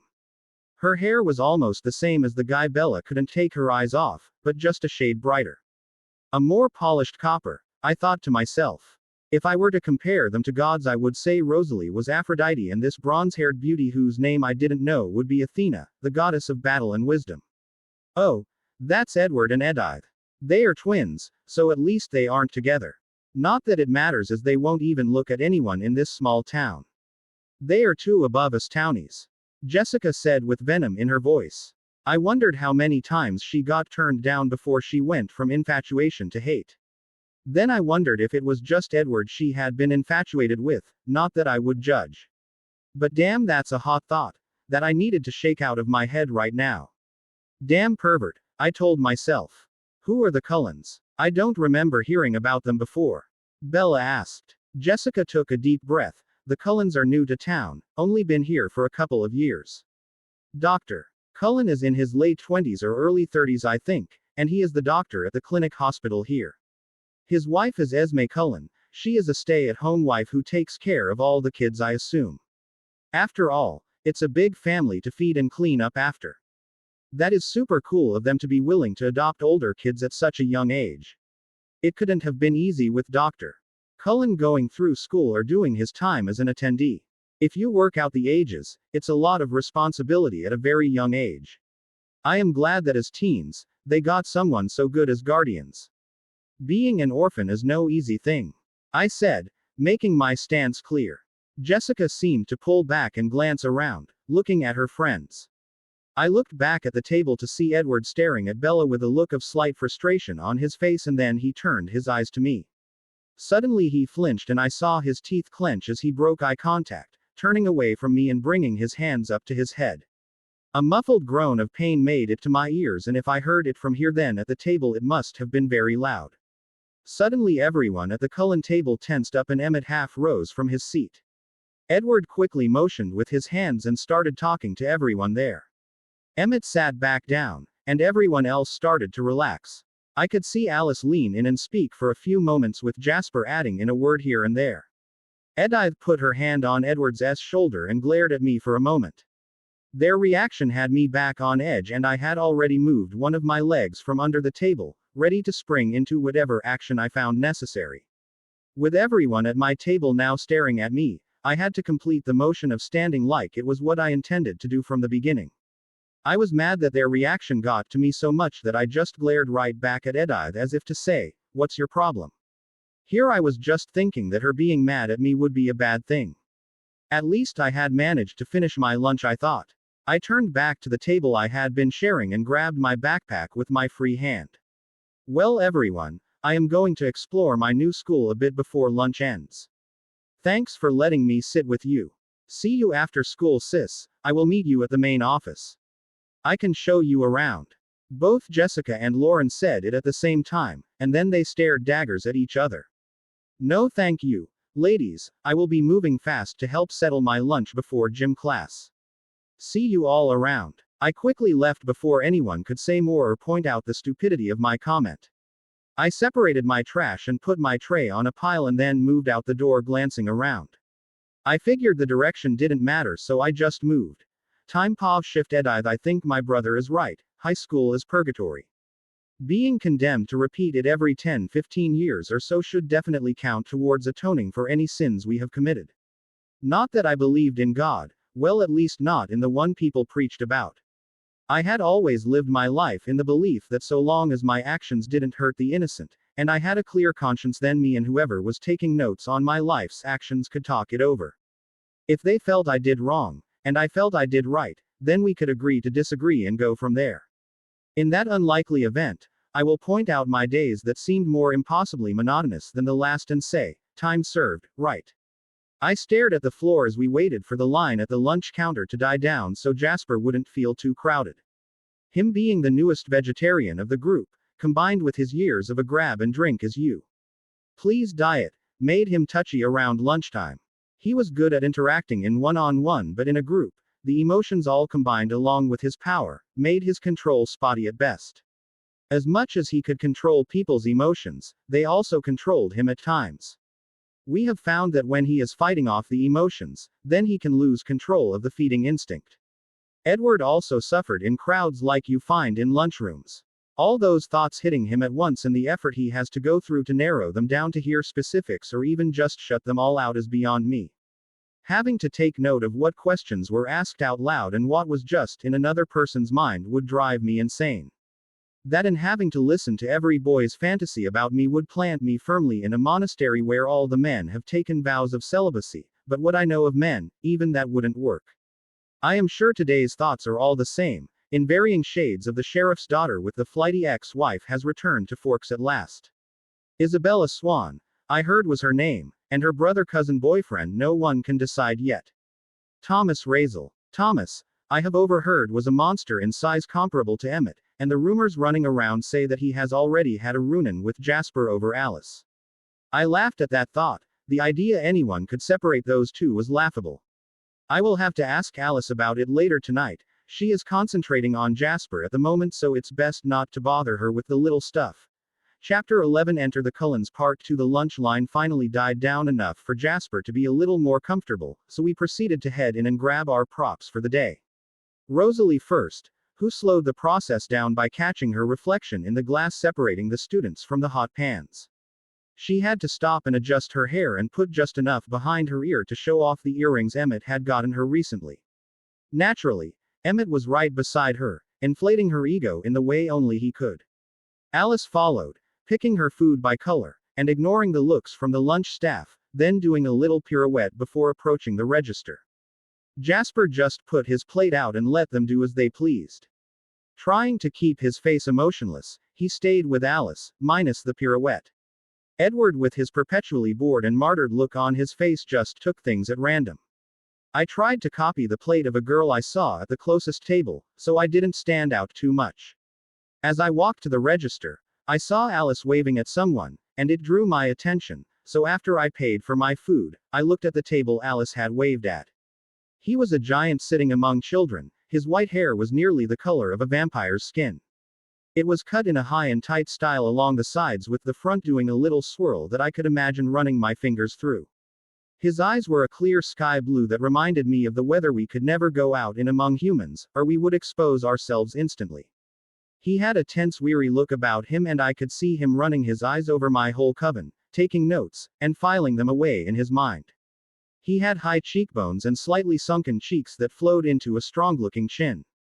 His thin lips looked even thinner as his mouth was pulled into a frown as he tried to take in all the information his eyes could steal.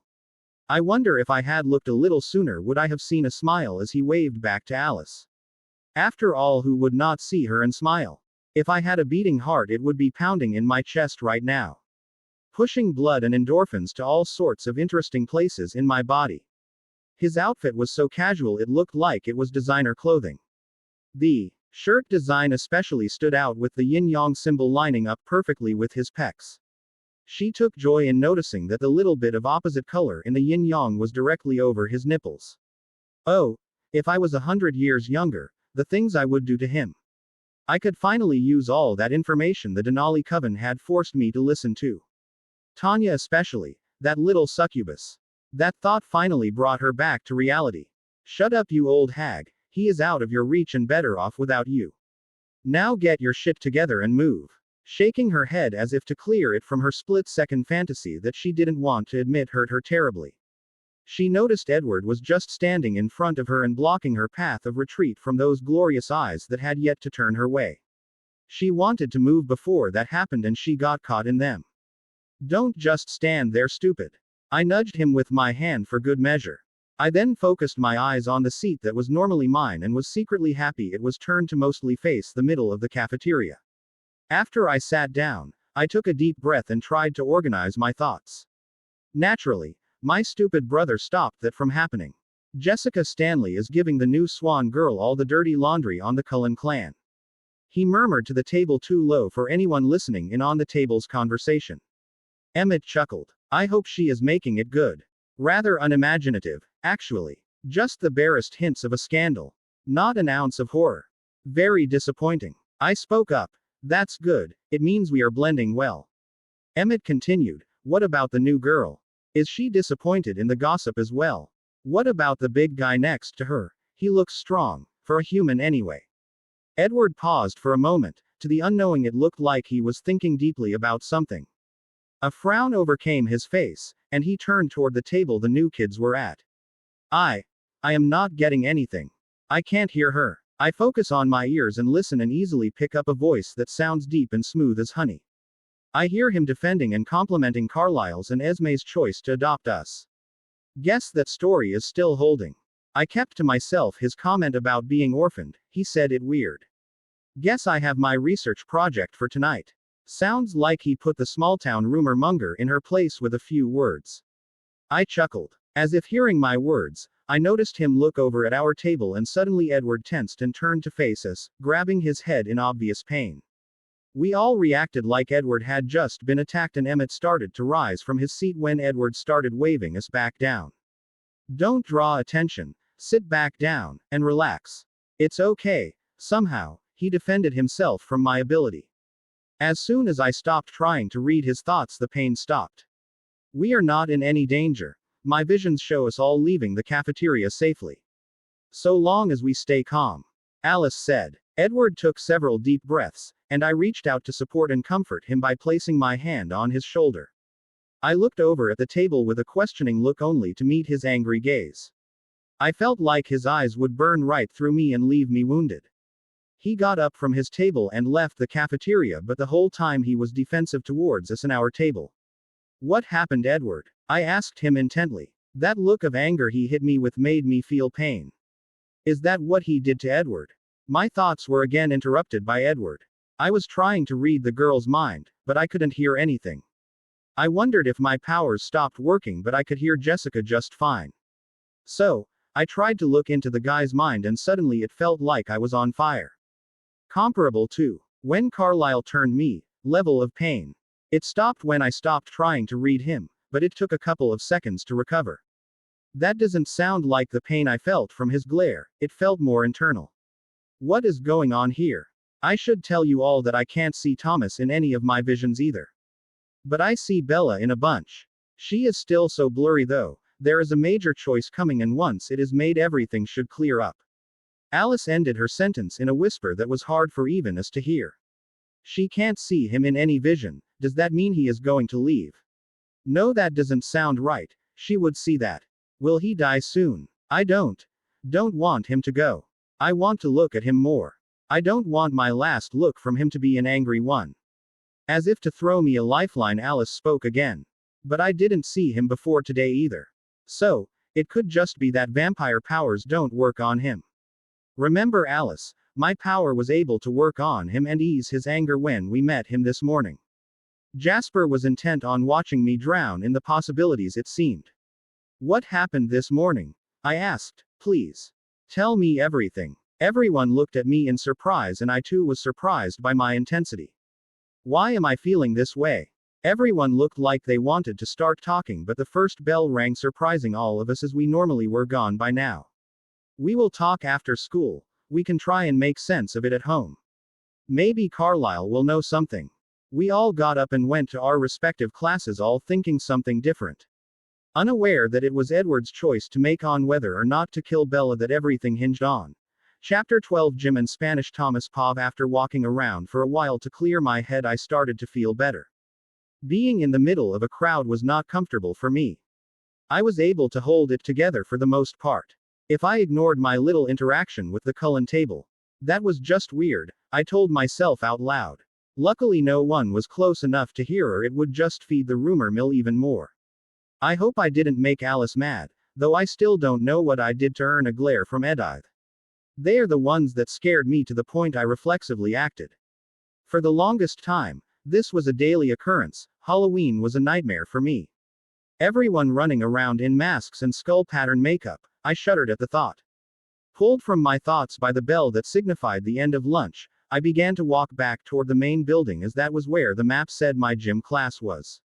Once I found the locker room for the boys, I started to look for the teacher. My schedule said his name was Coach Clapp. While I bet he got made fun of as a kid. Asking around, I finally got a general direction from a somewhat helpful classmate and moved that way. Once I found him, I introduced myself and smiled as he took in my size and muscle definition. The first thing he said is that the school wouldn't be able to provide gym clothes in my size, but as long as I got a plain gray shirt and black sweats or shorts, I would be okay. He recommended Newton's Olympic Outfitters. They usually provided the best options in Forks. For anything better, I would have to travel to Port Angeles or Seattle. I had planned to go there anyway to look at their selection of weight training equipment, and I would need a new pair of shoes for this class also. After that was the conversation I knew was coming. No, I don't want to play football for the school, no wrestling either. Yes, I knew it was a shame not to put my physique to use for school. Okay, I will talk it over with Charlie and let you know if he can change my mind. Once he finally signed my schedule, one went and sat down on the bleachers and watched the rest of the class play volleyball and told myself to let the coach know about Bella's lack of coordination. She has gym as her last class if memory serves. It takes me a few minutes to recall all the damage she took and dished out during the volleyball class back in Phoenix. If the coach listened to him, her classmates should throw me an all-you-can-eat party for sparing them the trauma she would inflict on them all. After gym was over, I looked at my schedule and saw for my final class of the day, I had Spanish with Ms. Goff in Building 7. I knew this would be my easiest class of the day. My secret for scholastic success was that I had an echoic memory. The only class that challenged me was math, and ironically, it was my favorite subject. The read aloud technology, also called text to talk, was one of the best inventions for me. Audiobooks were so limited before its advancement, but now everything can be read out to me to file away. Yet another thing that Bella hated, but after I told her about my lack of enjoyment from hearing the same thing over and over, she settled down a bit over it. She just loved rereading her classic books. I found the class easy enough, and before entering I saw a sign that read, "The only language in this room is Spanish. No matter how little you speak, please try." So, I walked up to the teacher who was sitting at her desk and placed my schedule on it. Hola, Sra. Goff. Soy un estudiante nuevo y me dijeron que cada maestro firmara mi horario. Hello, Ms. Goff. I am a new student and was told to get my schedule signed by each teacher. After looking at my schedule, she replied, Hola, Tomás, es un placer conocerte. Su español es muy bueno. Hello, Thomas, it is good to meet you. Your Spanish is very good. A.N. The rest of the class interactions will be in Spanish, but I'm not looking to pad my word count for those who don't read or understand that language. Why don't you sit in the back with Emmett and Edward? They both speak excellent Spanish as well, and by sitting in the back I can work with those that need help. You may work on whatever you like so long as it doesn't distract the class. If your grades start to slip, then I will move you closer to the front so I can get you back on track. Translation: you can speak Spanish just as well as I can, so sit in the back and do the work I ask, then you can do as you wish, so long as you don't interrupt class. My favorite kind of teacher. After moving to the seat Ms. Goff pointed out, I had time to think about what she said about two other students who spoke Spanish. Emmett and Edward. There was no way there was more than one person each with those names, so I assumed I had two Cullens in this class. One was the guy that was bigger than me, and the other was the one Bella couldn't take her eyes off. I smelled him before he came into the classroom. I wondered to myself if the skincare product they used made them smell sweet. I would have to ask if anyone else noticed the smell. He walked in and I was instantly on alert again. The guy was just intimidating. His size, his easy graceful movement, it all screamed danger to me. The only thing that kept me from standing up was the easygoing look on his face. The chubby cheeks made him look innocent for some reason. But most of all, it was his eyes. They held no malice or calculation, just mirth. Like he was just done laughing at someone's joke. He sat down and leaned over to offer his hand. Hello, I am Emmett. I took his hand and instantly regretted it. This man had a handshake like a vice. But being me, I couldn't let that show on my face. Hello, Emmett. I am Thomas. I tried to squeeze his hand back, but it didn't feel like I left any impression on him. He continued smiling at me and asked, How are you liking your first day so far? It's school. Not much different than the others I have been to. Though it will take some time to get used to this cold. I don't know what I will do for a workout if it snows heavily again or gets icy. Just working out with weights would throw me off. Looking at his size, I assumed working out would be a good conversation for us. Emmett laughed. Has the coach tried talking you into playing all the sports he coaches yet? I liked his laugh. It was free and joyful. He sure did, and I get the feeling he won't take my refusal to heart. I expect him to be on the phone with my uncle to try and get him to convince me, or maybe go talk to him in person. Emmett laughed again loud enough to get a look from the teacher. Yes, he invented all sorts of reasons to go to the hospital and ask Carlisle to convince me to play. Promising everything from health coaches and scholarships. Too bad I'm just not into picking on weak guys. He glanced around and leaned in closer to me, and I tried to keep my reactions normal. In a whisper, So is it true you have a thing for Alice? It was finally my turn to laugh. Does no one talk to your family without ulterior motives? Just because I spoke to her and drew a picture, the whole school thinks I'm after her. For the first time, I saw a shrewd look in his eyes.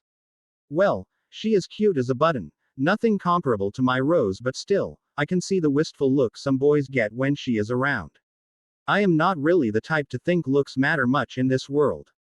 Don't get me wrong, I like healthy girls over obese ones or the bone-thin idiots that try to look like those fake magazine pictures, but that's just from a health perspective. Besides, anyone who sees Alice with Jasper must know that they belong together forever. I feel that Jasper is like me with a burning inside him and Alice is his calming influence. Anyone that sticks so much as a finger between those two will lose their hand to Alice and their arm to Jasper, and that's if they are lucky. I finished. Emmett flashed me a knowing grin. You have no idea. Chapter 13. After school, Thomas started paying attention to Ms. Goff, so he didn't appear rude for talking his way through his first class. The only reason they probably got away with the talking they were doing was because they spoke only Spanish. Emmett's accent was a little hard to place, but it seemed like an older vocabulary. He must have learned from someone who was from a rural area in the dialect. At one point after Ms. Goff had given out her assignment for the day, she began walking around the classroom and speaking to some of the struggling students. I had answered all 10 of the review questions quickly and was now just marking time for class to end. Ms. Goff came to the back of the room and spoke to Emmett. I noticed Edward didn't come today. Is everything okay, Emmett? Yes, Ms. Goff. He got a headache during lunch and was trying to tough it out during biology, but it must have been too much for him. I will give him the assignment at home so he can turn it in tomorrow. Thank you. I hope he gets to feeling better soon. When she was done talking, she drifted back to the front of the class. As the class was close to ending, everybody started to put their books away and wait for the last minute or two before the bell released us to the world. I looked over at Emmett. It was good talking to you, Emmett. See you tomorrow. Emmett gave his good-natured smile and returned the sentiment. Yeah, see you tomorrow, man. With gym class being the last on Bella's schedule, one knew I wouldn't catch her before she got done, and seeing as it was in the same building as the main office, she would get there before me. Ready to be done with the place, I got to the office just before a girl opened the door. I grabbed it, keeping it open while she stepped in and dropped a small slip of paper in a wire basket. Then she turned to leave just to see me holding the door for her. She hesitated for a moment, but seeing I wasn't blocking the door, she left quickly. I walked in and didn't pay any attention to the rush of wind when I allowed the door behind me to close. I moved to stand near Bella so we could turn in our class schedules together when I noticed the bronze-haired guy Edward standing stiffly at the desk. He turned and gave Bella a furious look before saying something I didn't catch to the secretary, then he stormed out of the office. His attitude earned a frown from me, as I really didn't like the look he directed at Bella. Bella and I approached and turned in our signed schedule, and the secretary asked, "How was your first day?"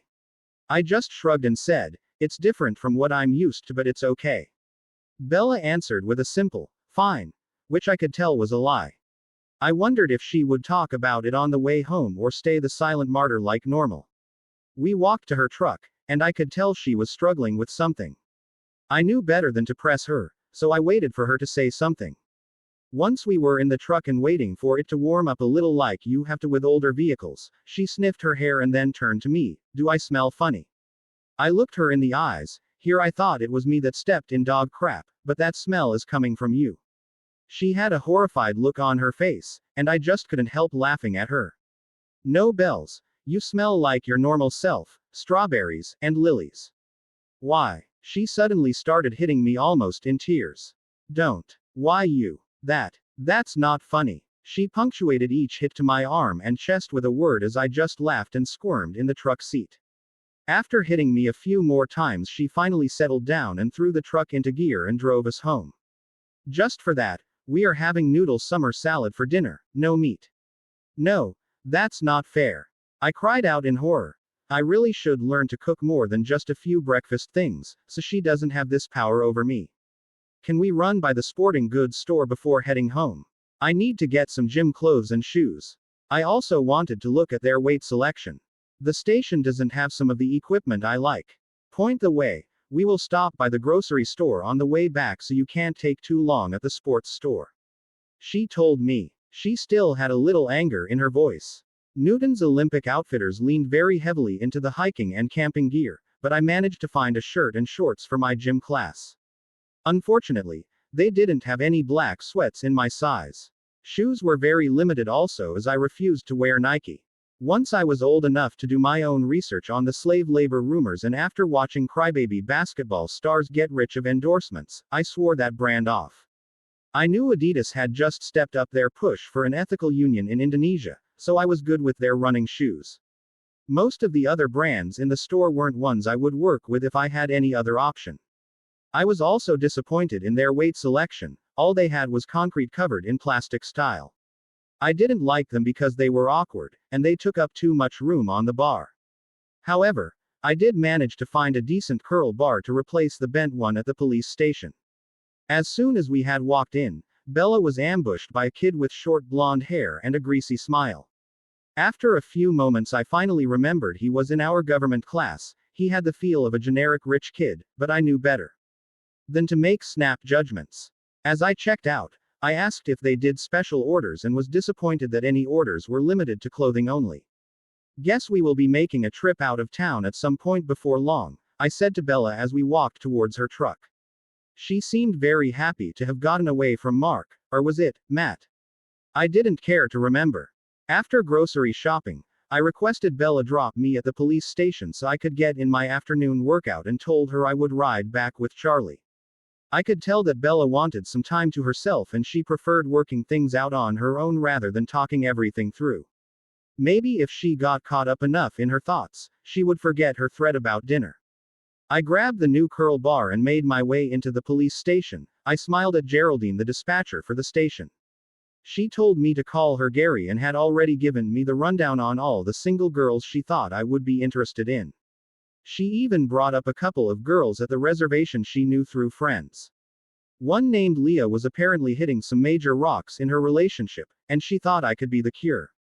Rumor was that her boyfriend took off for a couple of weeks and refused to say where he went. I remembered that my great-grandmother came from the Quileute reservation back in the day. The family story was she ran off with an Oriental merchant and brought shame to the tribe, the black family specifically, as her brother was the chief at the time. I guess that made me part Indian. I would have to remember that when I put in for scholarships and grants. Though like all Americans anymore, I'm just a mutt. A general mixed breed from all over the world. After my workout, Charlie drove me home, but I guess Ken called in sick today, so Charlie would have to go back after dinner and spend the night at the station. I had a theory that Ken hurt his back trying to lift weights like he did in his younger days, but my only proof was some weights being moved around and his sudden illness. Bella and I assured Charlie it was no big deal as we both wanted to impact his normal routine as little as possible. That night I could hear Bella struggle to sleep as the rain and wind were a new sound to the two of us. I dreamed again that night, the mall, as usual. When I woke up this time, I felt like my body had been trampled by the fleeing crowd again. The kicks hurt my body and curses I was so familiar with echoed in my mind as I lay panting and staring at the ceiling. Welcome to Tuesday, Thomas, I said as I sat up. Chapter 14, Missing Cullens. I got up and stripped the bed sheets to wash later. When I went to the bathroom to wash my face, I heard Bella talking in her sleep again and shook my head. Looks like we will both be sporting Cullen-size sleep bags around our eyes for school today. I added a couple of extra miles to my run since I had the extra time. Once finished, I knocked at the door of the police station and saw that it wasn't locked, so I let myself in, calling out, "Charlie. I'm in here," came a reply from the gym room. When I entered, I saw Charlie on the bench press with only a bit of weight on the bar. "Am I having a good influence on you already, Uncle?" I said half-jokingly. Charlie chuckled. "It helps me stay awake on long nights like this one. As soon as Jeff gets here, I will head home for some sleep and come back around noon." "Well, be sure and eat before you sleep. That's when you replenish most of your energy. Eat as much of that noodle salad garbage as you want. Please," I told him as I started to stretch out. I decided I would get a few of those posters that had simple workout routines on them, and a good stretching routine poster was a must. Older guys like Charlie, Jeff, and Ken would really hurt themselves with improper stretching. I still suspected that Ken had hurt himself by trying to relive his younger days and pulled a muscle in his back or something, but I had no proof. Charlie and I talked, and he was asking about certain exercises to do at his age, and what was good posture with different equipment. My memory served me well in answering his questions, and I could tell that Charlie was trying to connect with me. He asked a lot about Bella, And I knew he wasn't trying to snoop so much as to get a map so he could avoid any landmines. The best advice I could give him is that right now she has a lot going on, and his best bet was to treat her like a panicky horse in the corral. Give her space but make sure she knows you're there so she can get used to you. When she picked me up for school, she had a big bowl of oatmeal for me. I ate in silence as I could see her doing one of her inner dialogue arguments. I followed my own advice and left her alone with her thoughts. She parked in the same spot as yesterday and we went to the main building to get our books for the first half of the day. Promising to meet up at lunch, we said goodbye, then it occurred to me that I would see her in government in an hour. I got to art class about 10 minutes early, and as soon as I entered, I saw Alice was sitting in her seat but smiling at me in the doorway as I hung my jacket up. You were early today, or was yesterday an unusual time so come to class? I wanted to talk about our year-end project. I'll start coming early seeing as I have a partner now. What are our options? I didn't see anything in our syllabus. I asked. Ms. Ross left it as an open project so long as it had elements of art and it showed effort put in by both partners. She would judge it off her expectations. After yesterday, I assume her expectations will be high for us. And because I can't see you in my visions, I have no idea what we will do or what grade we will get. Alice thought to herself, finding the unknown thrilling and new to her. She didn't realize until last night that her original vision for her project had disappeared, and she couldn't see anything about it. When she told Jasper about this, he was uneasy. We tend to rely on my visions for safety, but if Thomas could block them, then it was a risk in his opinion. She didn't bring it up to anyone else because of Edward and Edythe leaving. Thinking of the forced separation of her family made Alice sad and her face showed it. It came as a massive shock that Bella was Edward's singer. Even more of a shock was that Edward managed to stay next to her for a full hour and didn't feed on her. They had heard rumors of the singer, a human whose blood was tailor-made for a specific vampire. Emmett even thinks he came across one many years ago, and he didn't even try and resist it, feeding as soon as he smelled her. You okay, Alice? You have been frowning for several minutes. Thomas asked her. I'm okay, I was just thinking about Edythe and Edward. They had to leave suddenly last night, and I don't know when they will return. Thomas frowned hearing this. He had wanted to see if Edythe still looked mad at him. He thought of asking Alice about Edythe, but then he decided not to. He always hated when guys asked for the inside track on Bella. You want her? Get her yourself. I hope they come back soon. I was hoping to talk with Edythe. I am not sure how, but I seem to have upset her at some point. When she calls to check in, I will let her know you asked about her, Alice said with a smile on her face.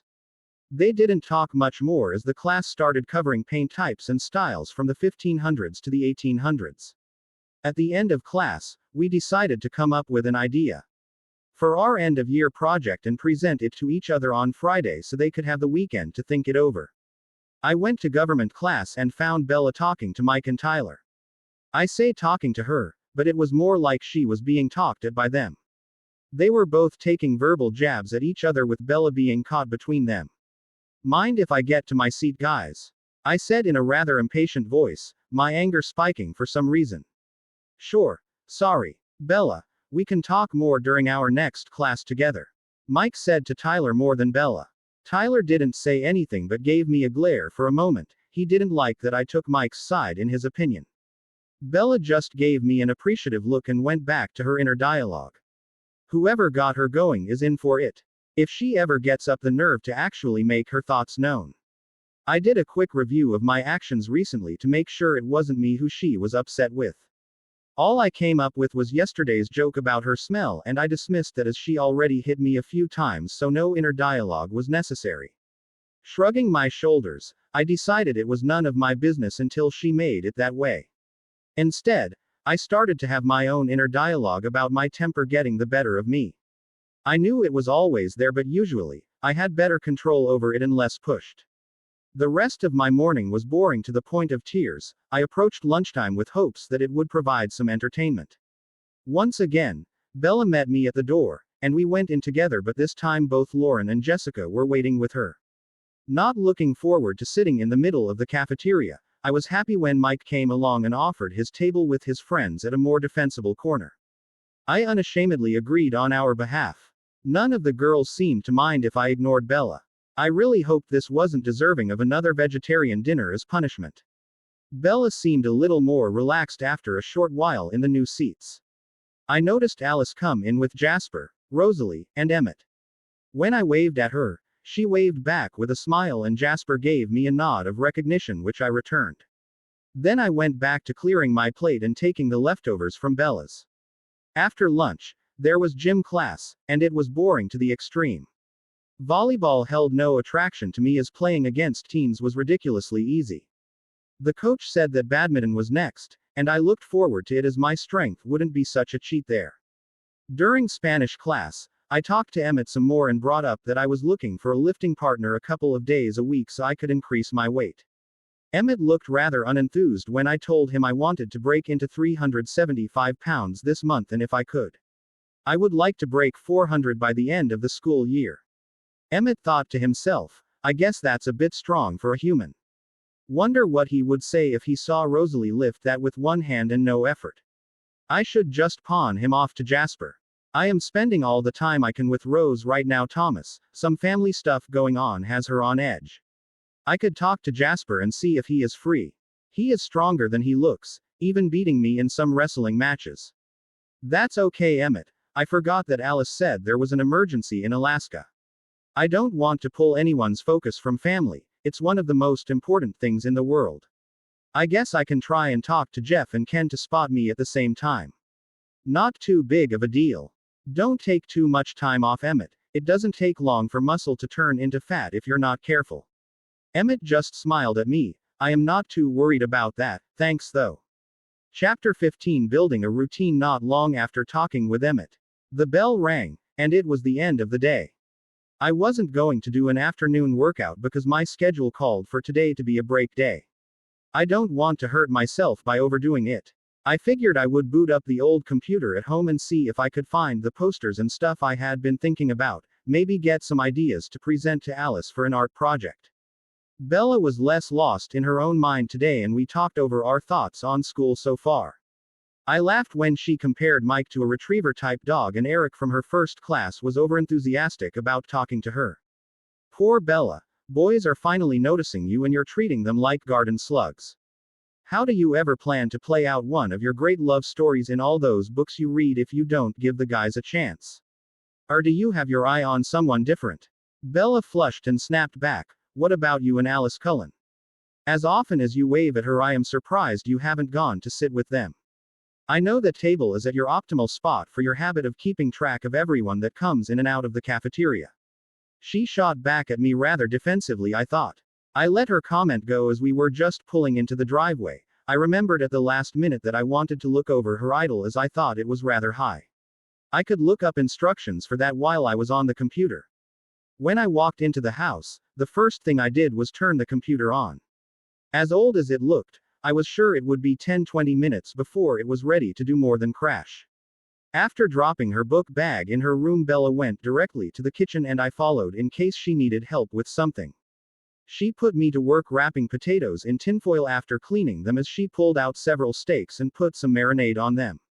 She turned the oven on, placed the potatoes and then started talking about homework she needed to get done. Leaving her to do her own thing, I went to the computer and checked my email first thing. Oh, an email from Renee. Hello Thomas, I hope you are doing well in Forks.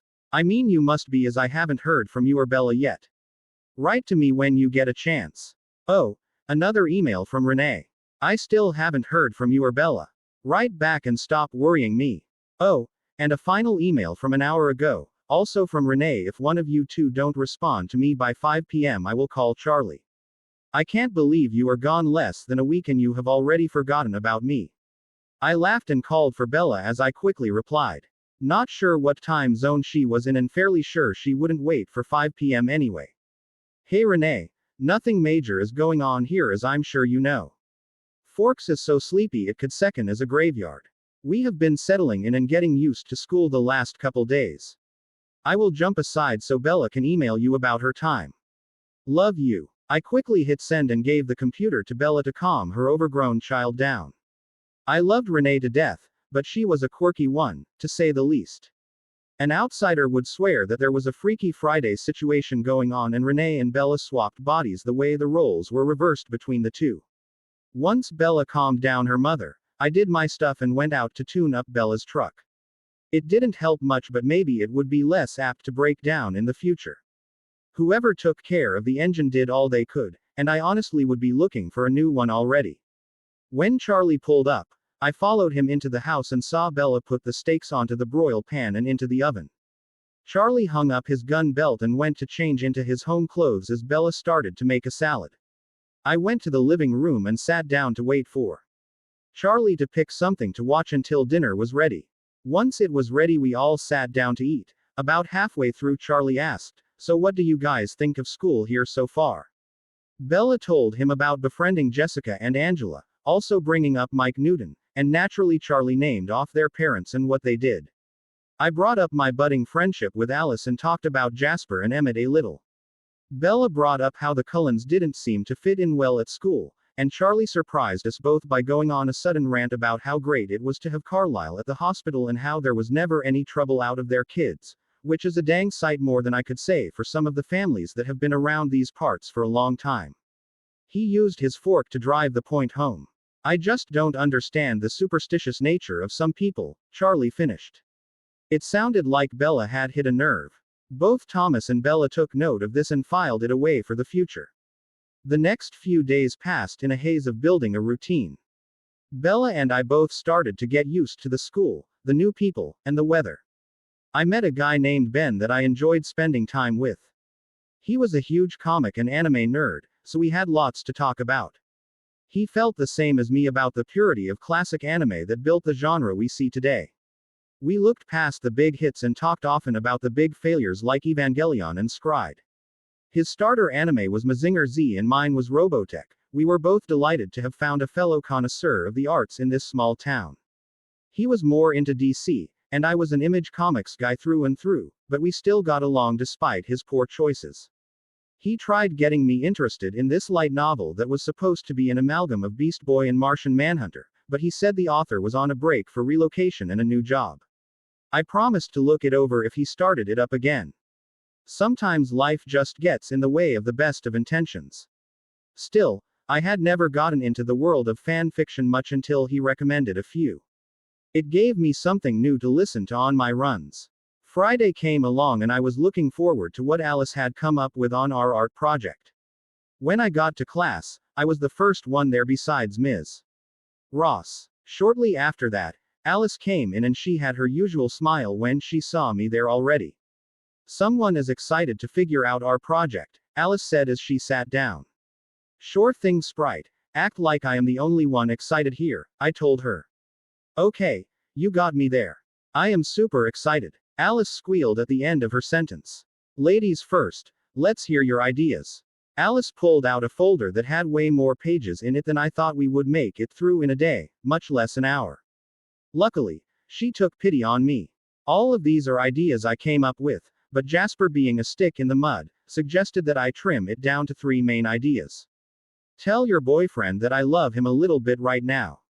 We would talk for days about the ideas in that folder. "It's like 4 inches thick, Alice. You want to complain or listen, Thomas? Do go on, my wicked little fairy." I smiled at her. Alice pulled out a piece of paper and started talking. "My first idea was for us to both paint or draw the other in whatever style we wanted. My second idea was to build a miniature model of Forks from back in 1943 when it was recognized as a city. The last one I chose was finding an art piece in our favorite movie and recreating it. Those are some good ideas. They make mine look like I didn't put much thought into them.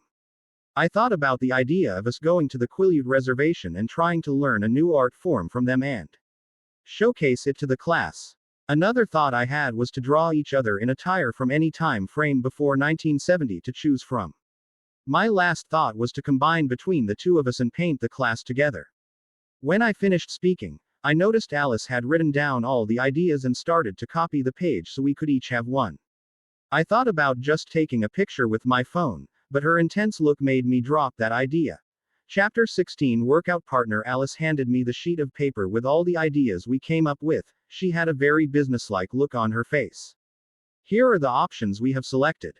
Now, as we agreed, we will think them over during the weekend and decide on Monday morning so we can start planning a schedule. I was reading the paper over and admiring Alice's handwriting when Ms. Ross said the thing every student hated to hear. Pop quiz. Though I found it fairly straightforward and easy, Alice still finished the 30-question test 15 minutes earlier than me. I noticed she was smiling a lot more than I had seen before, so I pulled out a piece of paper and wrote, "What has you so cheerful today? This is the first time I have seen you smile so much in the week I have been here." I passed it to her and watched as she wrote back. "I found out this morning that Edward and Edythe will be coming back to Forks this weekend. I don't like it when my family is separated." I read when she pushed the paper towards me. Before I could write anything, she pulled the paper back and wrote more. "I told Edythe that you had asked about her, and she was very suspiciously quiet about the subject. Want to hear the quick details about her? Her likes and dislikes." When I read this, I flushed a little. It's not like that, Alice. She just looked upset with me the last time I saw her, and I wanted to clear it up. Luckily, before Alice could comment further, the bell rang. Time for government class. As Alice and I exited the building, I saw Jasper waiting as he sometimes does to walk Alice to her class. After greeting Alice, Jasper turned to me. "Emmett tells me you are looking for a lift partner to help with your workouts a couple of times a week." His southern accent made the question more of a statement. "I am. I have been at my current weight of 350 for longer than I like, but no one at the station where I work out can spot me for more than that solo, and getting two together just to help me seems too demanding on their time. I think I can help with that. If you give me a time and place, I would be happy to work out together. Only in the mornings though. I will need to get home to accompany my hummingbird after school." Jasper smiled at Alice. "That would be great, Jasper. I can't thank you enough. I was getting afraid I would be backsliding on my training. I was beyond happy to have found a workout buddy. I may not like people in large groups, but being alone sucked. I had brought up working out with Ben, but he was unenthused, to say the least, when I told him I woke up at 4:30 in the morning. Crap, that reminded me. I usually start my workout around 5 a.m. with a good hour of running, but if you want to skip that part, then I usually get to the police station around 6 a.m. and stretch out for 15-20 minutes before starting my lift routine. That sound okay to you?" I asked, half expecting him to back out. "'Tis no problem at all. I can park my bike at the station and come find you on your run, and we can go from there." Alice was absolutely beaming at Jasper, as if she were just as excited as I was to see Jasper working out. We exchanged numbers so we could communicate as we walked to Alice's classroom. I left them together and headed to my class. Bella was getting more comfortable with the new school and dealing with people who treated her like the new shiny toy in the toy box. The only one I truly thought she got along with was the girl, Angela. I noticed that I had her in my biology class along with Ben and Eric. I had seen a few looks directed toward Angela by Ben, but I had yet to form a solid opinion on it. Eric made the mistake of coming to me almost demanding that I help him get together with Bella. His reasoning was that he was much better than Mike. I just told him that I stayed out of Bella's life in that regard, and she was the only one who had the right to decide who she liked. He was lucky that it wasn't one of the days I was struggling with my temper. The rest of the day was nothing to speak of, just the normal heightened emotions of a Friday that the teachers tried to suppress with tons of homework. After the final bell of the day, Bella and I went home, and I quickly did most of my homework before heading out to the police station for my workout. I found the packages I ordered on the steps when me and Bella got home, and sure enough, they were the ones for the workout room at the station. Stopping at the kitchen table to tell Bella I was headed out, I noticed where she went wrong with her math homework. "You used the wrong theorem here." I showed her a list of theorems that were in the back of the book for reference and showed her a better theorem. She didn't seem very thankful, but it wasn't me who named that index math for dummies. I kept the posters in their tubes and just ran with them in my hands all the way to the police station. I was happy that most people had gotten used to seeing me run and greeted them with a wave or nod as I ran by. The station was getting fewer calls about me, and that was helpful. Gary came in to help me put up the posters, as every man knows that they are incapable of putting something on the wall without female supervision.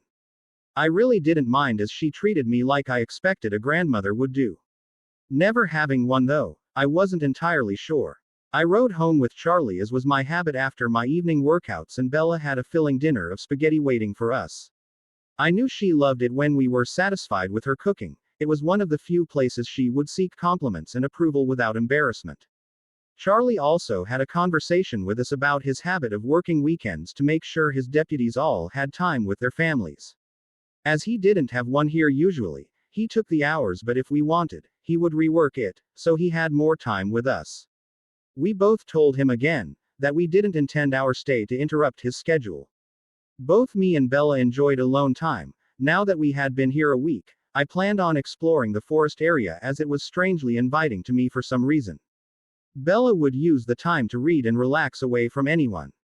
It's just the way we were. I texted Jasper to see if we were still on for the morning workout, and he replied that we were.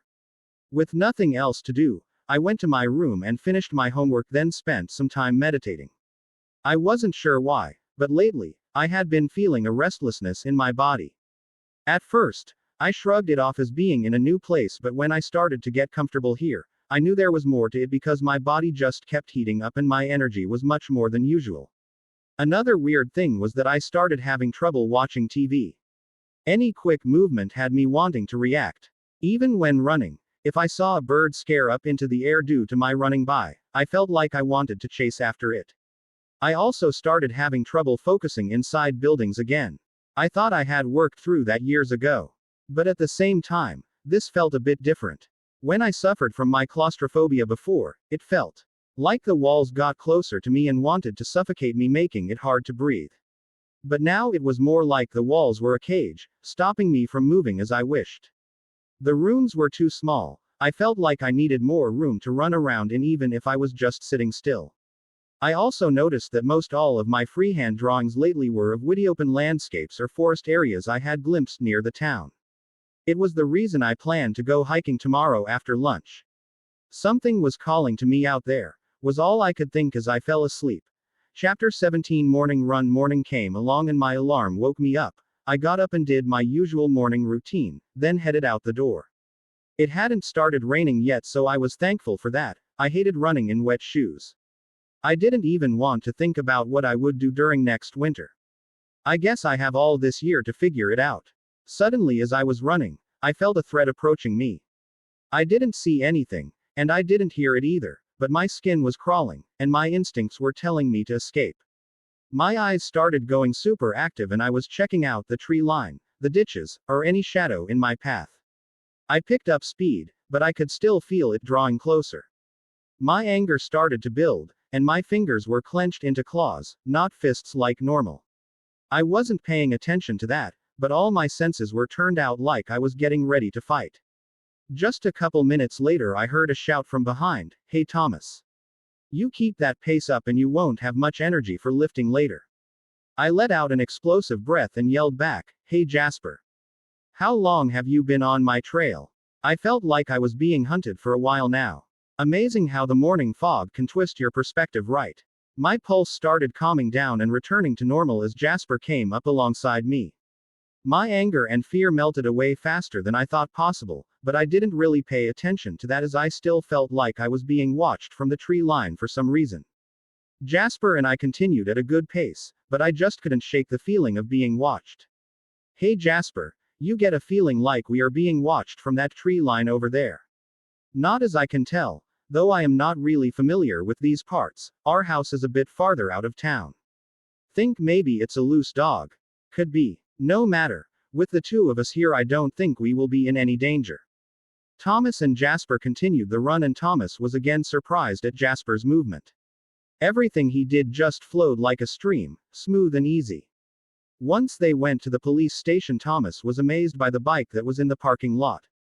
It was a custom fat tire Harley. Anything more than that was just too far above my knowledge level. Jasper just watched me for a moment and said, "My sister had it modified for me." "You mean Rosalie is behind the modifications of this beast?" "Man, that will teach me about judging people. I could never have envisioned her being a gearhead." We made our way inside the station only to find that Charlie wasn't there. This had happened a few times and I was told not to worry about it. Just keep out of stuff and there would be no problems. So, I took Jasper to the workout room, went over my usual routine with him and asked what he preferred.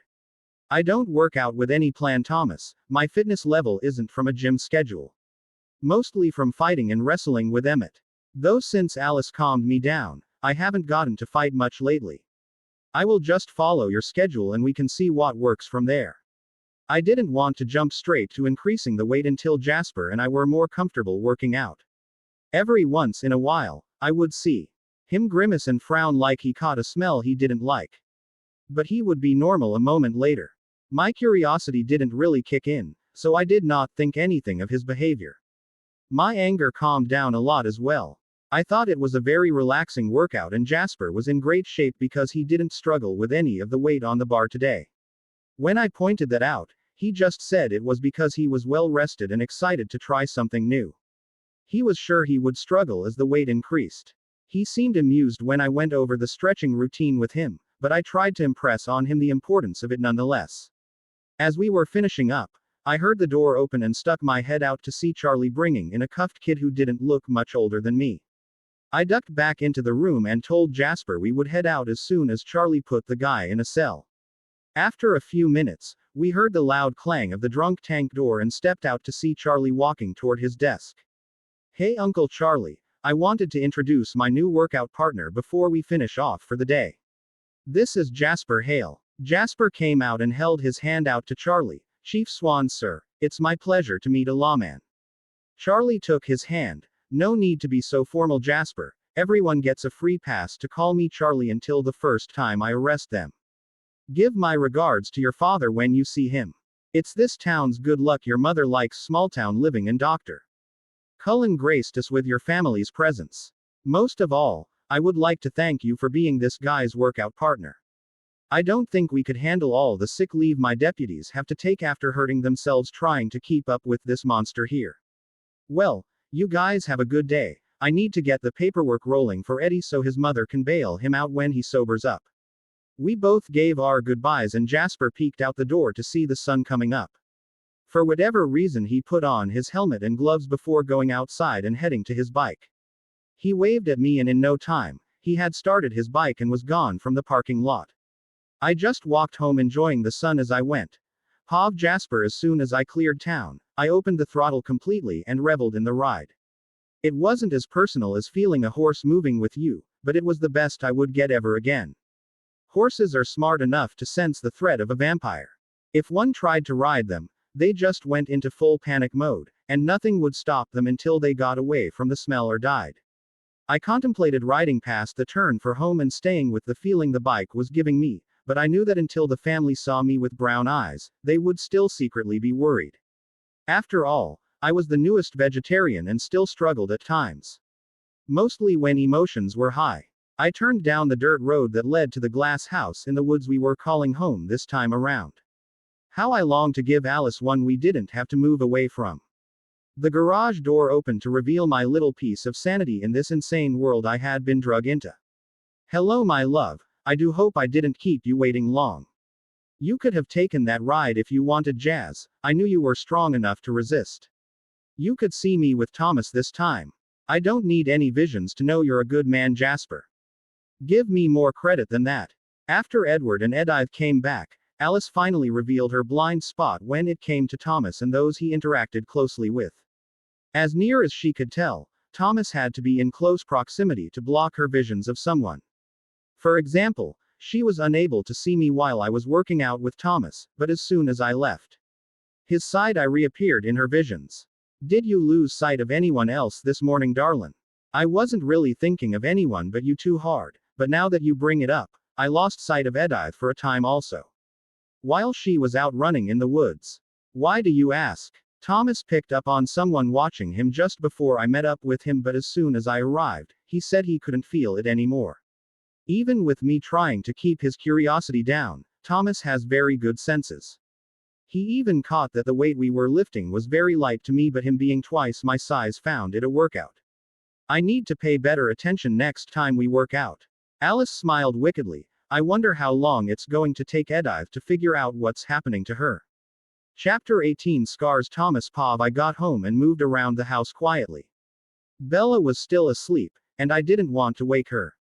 With my homework all done and any chores around the house needing to be done would wake Bella, I decided to get dressed and explore some of the surrounding forested area.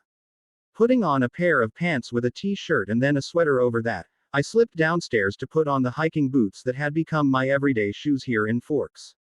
Leaving a note on the kitchen table so no one would worry about me, I walked out to the backyard and just stared at the forest in front of me. Most of the trees are bare of their leaves, but it still managed to convey the dark look of a forest from the pictures I had seen before. There were spots that still had snow on the ground, and that was a surprise to me. With all the rain, I thought for sure it would have all melted off. The smell was clean, the earthy smell of damp soil and bark threatened to clog my nose. My eyes didn't like not being able to see very far into the distance, and my ears were constantly distracted by unfamiliar sounds. Despite all of this sound and smell I was unused to, I still felt I was having trouble making sense of it myself, but invited was the only word that came close. If I imagined the forest to be alive, I would say it was watching me wearily, inviting me in, but still unsure if I was a good thing or not. After walking for about an hour, I found a nice flat rock and took my parka off so I could sit on it and keep my butt from getting wet. Once I sat down, I started to meditate. It was the easiest transition into meditation that I had ever had. My thoughts went still as soon as I closed my eyes. Silence enveloped me like a cocoon. I knew any unusual sound would carry to me instantly. When I meditated, my anger wasn't going down like it usually did. I wasn't getting any calmer, but the fire I felt inside was hotter, almost purified. If I looked at my anger as a flame inside my mind, I would have once said it was a campfire, red and yellow flame all consuming and looking to burn its surroundings. But now it felt like a white-hot flame that just existed. It didn't flicker and reach out to catch other stuff on fire like before. A torch that sat in my mind, and anything that got close just turned to ash. It was easier to control but much closer to the surface. When I came to, I was sweating so much that my sweater was drenched, so I took it off and had just a light t-shirt on. I tried to stand up, but my legs were stiff from sitting for so long. I had to slowly straighten them and wait for the pins and needles feeling to go away before I could stand steady. When I started stretching my body out, I felt all my joints popping and crackling and enjoyed the feeling. Checking my phone, I realized it was nearly 4 p.m. and I had been out here for over 6 hours. I picked up my parka and sweater and slung them over my shoulder and started walking back home. It surprised me a little on how easy it was to find my way, but I always had a good sense of direction. I kicked off the mud from my boots on the porch and then used the boot brush before stepping into the house. I always thought the idea of a mud room to take your shoes off was stupid, and it is in Phoenix maybe, but here in Forks, it was just as important as any room in the house. As I walked into the house, I saw Bella relaxing on the couch with a book. She looked at me. "You were gone for quite a while. You get lost or something?" "Not everyone has a sense of direction like you, sis. Getting lost this close to home would be embarrassing. I was just caught up in my meditation and lost track of time." "How was your day?" "I got lots of stuff done that I had been meaning to. Looked up some good ideas to take my room out of my kindergarten phase, but they will all have to wait for good enough weather to air the paint out and keep some furniture outside for a night or two. Charlie called to say he was eating at the lounge tonight, so his car was visible to the bar crowd if we wanted to join him." "That sounds good to me. I will get cleaned up and we can go whenever you feel like it." "Looking up at you from the couch, it looks like you grew a couple more inches. You ever plan to stop growing?" I rubbed the back of my head. "Beats me, I didn't realize that was still going on. I thought I hit my peak height last year." Dinner with Charlie wasn't a big affair. We met a couple more of the locals who came by the table. The most memorable was a guy who dressed as Santa during Christmas and laughingly recalled when Bella at 7 years old called him butt crack Santa. Bella flushed even though she couldn't remember the incident. It was definitely something she would have said back then. She was in her phase of making it known to Charlie just what she thought of this town and how much she didn't like being taken away from her mother. It wasn't long after that, Charlie started taking his vacation to go see her instead of insisting she come here. I had talked with Jasper about Sunday being the one day I took off lifting to give my body a rest, and he was good with meeting up before school on Monday for the next workout. I talked with Bella about needing to make a big city run for more weight, and she said she wanted to get some shopping done for warmer clothes. We decided to make a full day of it starting when we woke up. On our way back from Port Angeles, Bella's truck was letting us know what it thought of going 60 miles an hour, and passing traffic was letting us know what they thought of her driving so slow. It was all entertainment for me, but Bella was flushing in embarrassment. I had picked up 4 more 50-pound iron plates for the gym, and Bella got a sweater, but she wasn't happy with the prices there for the most part, so she didn't get much. Her big find was a cookbook dedicated to fish and game local to the area. I knew I was looking forward to putting a dent in Charlie's freezer full of wild game. Sunday evening, I spent my time going over the art project ideas and worked up some things to discuss with Alice in the morning, then went to bed. Monday morning of my second week of school was not off to a good start. I was woken up by a nightmare at around 2 a.m. and it took forever to get back to sleep. Once I did, it seemed like 5 minutes later my alarm woke me. I stumbled around and got myself together enough to get my school bag packed to leave in Charlie's cruiser and get my eggs down. Once I walked outside, I was surprised to see Jasper was waiting for me. "You're here earlier than I expected, Jasper. Looking forward to the run. Don't let it get to your head, but I do enjoy the company of someone outside my family more than I expected. Maybe it's because you're new here, you don't look at anyone in my family wearily like the locals, so it's nice." I started stretching out my back and legs as we talked. I discovered that he was a huge Lewis L'Amour Western author fan, and it was something we had in common. As we started to run, we talked about our favorites. He liked the Iron Marshal and the Key Lock Man, while my favorites were the Daybreakers and Flint, with Riley's Luck running very close to the group. As we ran, I started to overheat again, so I took my jacket off and wrapped it around my waist. I decided we had gotten to know each other enough to ask questions, so long as it wasn't too personal of a nature. "So, Jasper, I have been kind of curious but didn't want to offend you, and if it is personal, you in no way have to answer, but, well, what's with the scars all over your body?" He stiffened a bit at my question. "I don't know if it's the streetlights reflecting from the fog or what, but they are really sticking out this morning. You look a bit like you were mauled by a pack of dogs when you were young or something, but the scars have faded so much it's nearly impossible to tell they are there." Jasper was lost in thought for a bit, but he finally answered me. "Now, Thomas, I don't want to hurt you or anything, but staring at me so much that you pick up these little things has me a bit worried about your intentions. You're a fine person, but Alice is the only one for me." "Oh, that's nice. I never knew you had a sense of humor." "All good, man. Like I said, you are under no obligation to answer. We all have our histories." Jasper ran a bit longer before saying anything. "You're right, Thomas. My early years were very chaotic. You could very well say I was mauled. It's something I am learning to outgrow thanks to my family and especially my Alice." Chapter 19 True Workout. I felt closer to Jasper at that moment. It sucked that he had a rough childhood, but at the same time, it was nice to see there were others dealing with trauma and making a normal life for themselves.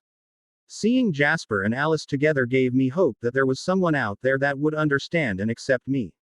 "Thanks, Jasper. You and Alice have made this move to a new town bearable.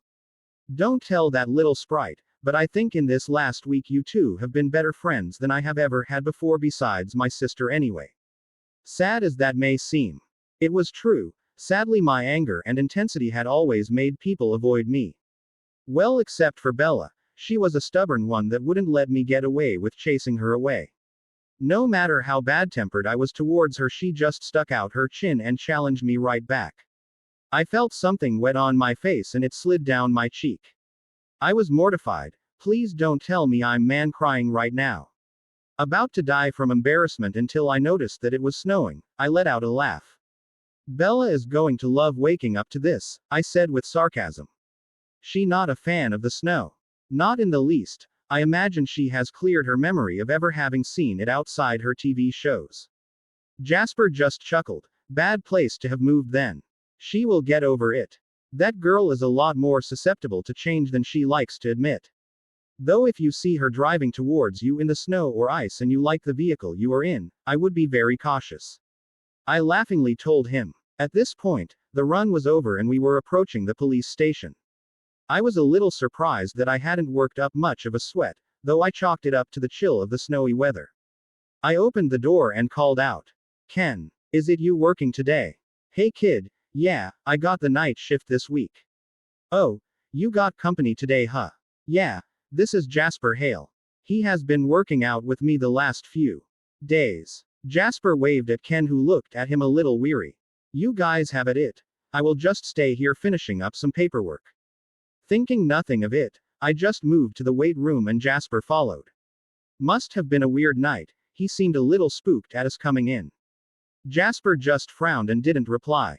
I got some new weights so I can start increasing my lift weight. I was thinking about trying 370 and going from there. Are you comfortable with spotting me at that weight? Jasper just smirked behind Thomas where he couldn't see. Yeah, I think I can handle that. But I better keep it around 320 for me. I am not all bulked out like you and Emmett. I prefer a balance between fast and strong, not the extreme of strength like you two. Jasper felt it was a pain to keep up the charade, and the line about Thomas thinking Alice and himself being great friends made him feel bad. But it would keep Alice safe, so he buried the discomfort. He wondered what his new friend would think if he could see him lift 400 pounds with 2 fingers. Smiling at the thought, he admitted that Alice's idea of spending time with Thomas was a good one. The slight camaraderie he felt helped him to push back on his thirst. Now if he could just feel this for other humans, maybe he wouldn't be the weak link of his family. He hated the weakness, especially as it put Alice in danger. The idea that he would be the one to expose the coven to danger put a lot of pressure on him. Thomas added the weight of the bar 45 pounds and plate weight together to get to 280 and told Jasper to start his warm-ups. Jasper took his turn at moving the weight up and down on his chest. Remembering the posture and struggle of the guys on the TV show, he watched to help him blend in and keep Thomas unaware of his nature. The deep breaths caused some discomfort as the smell of Thomas and the deputy's blood burned the back of his throat, but it was bearable. Jasper jokingly thought that resisting the thirst was the true workout he was getting. When Jasper was done with his routine at 320, Thomas used that weight as a warm-up and was surprised at how easy it seemed.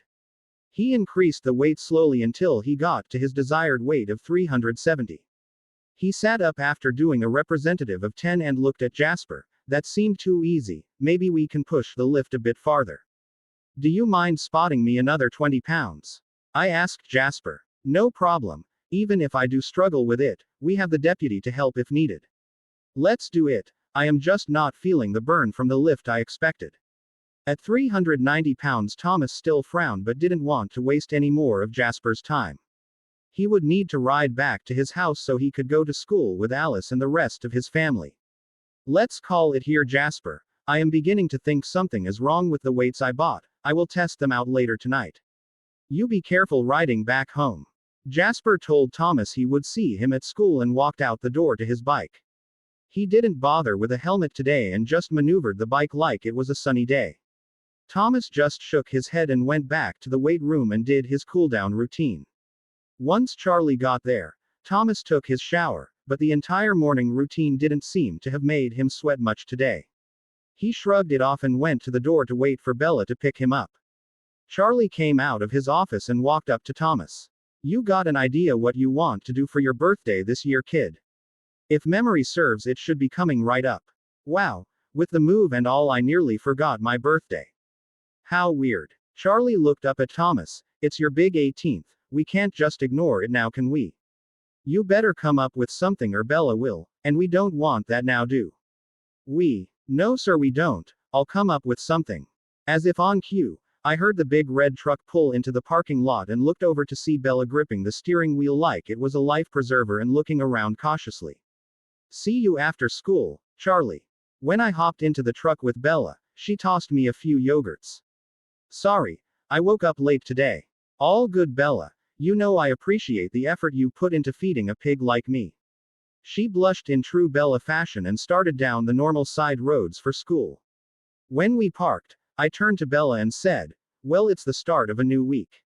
Let's hope it's better than the last. I got out and walked to art class and saw Ms. Ross unlocking the room. When I entered, I gave my good morning and went to my seat. A few moments later, 2 students walked in and went directly to Ms. Ross's desk. I tuned them out and waited for Alice so we could talk about our project. Finally, she came in and sat down, so I jumped right into my idea. Okay, Alice, let's combine a couple of our ideas. Tell me what you think of the idea that we each paint 3 different people in our lives, one in each medium. I was thinking of the main ones like oil painting, watercolor painting and acrylic painting. But we have to add some randomness to it, like drawing lots to see who we paint. Alice seemed excited. Do we draw the same person drawn from the lot, or is it one lot for each person? Well, seeing as it's a partner-themed project, we should probably do the same person we draw from the lot. But we can choose which of the 3 mediums to use. We can use it to show the different takes an artist personally adds to the subject. What do you think? Should we run it by Ms. Ross? I love it. Let's do that. She was so happy she clapped and bounced in her seat. We went to tell the idea to Ms. Ross, who seemed to like the idea but wondered if there was enough time left.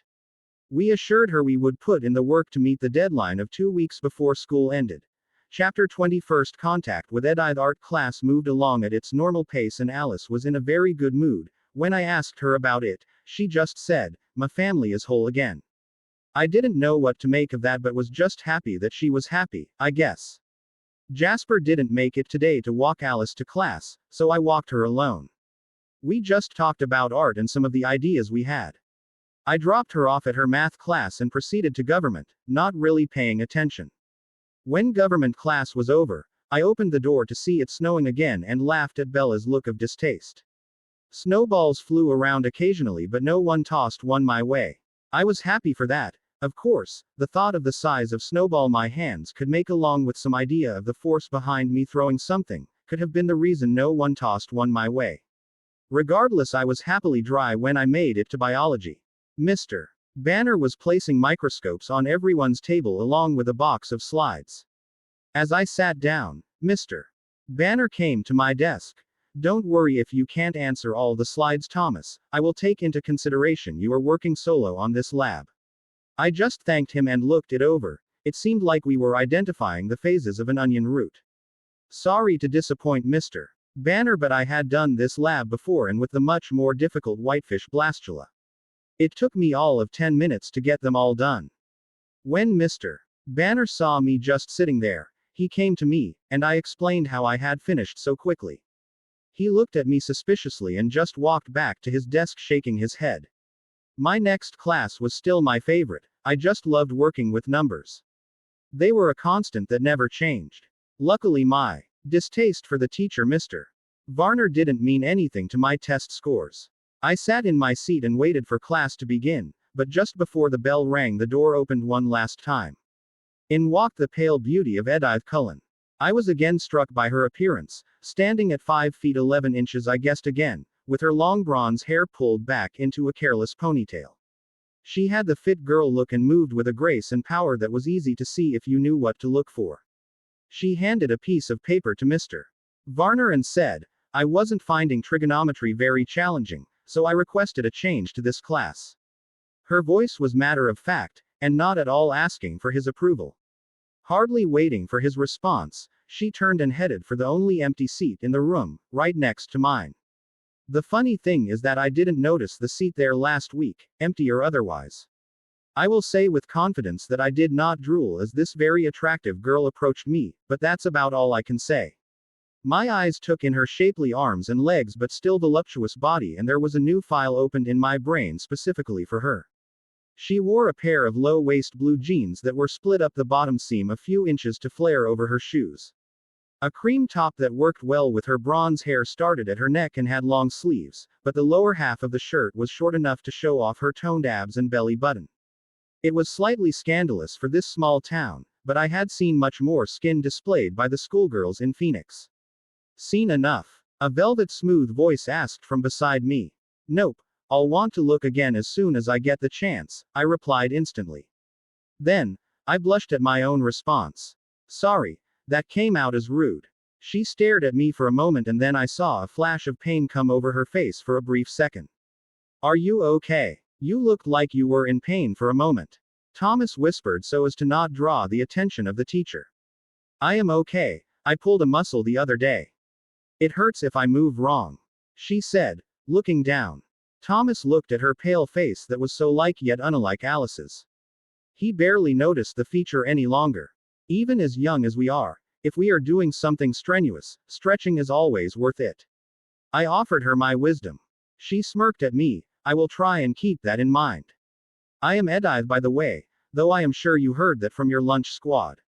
Thomas smiled. My name is Thomas Raizel. It is good to meet you, Edythe. I haven't seen you since my first day. Alice said you had a family emergency.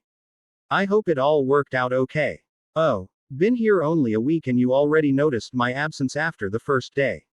Should I be charmed you think so highly of me already? Her voice had a challenging tone to it that I didn't really like.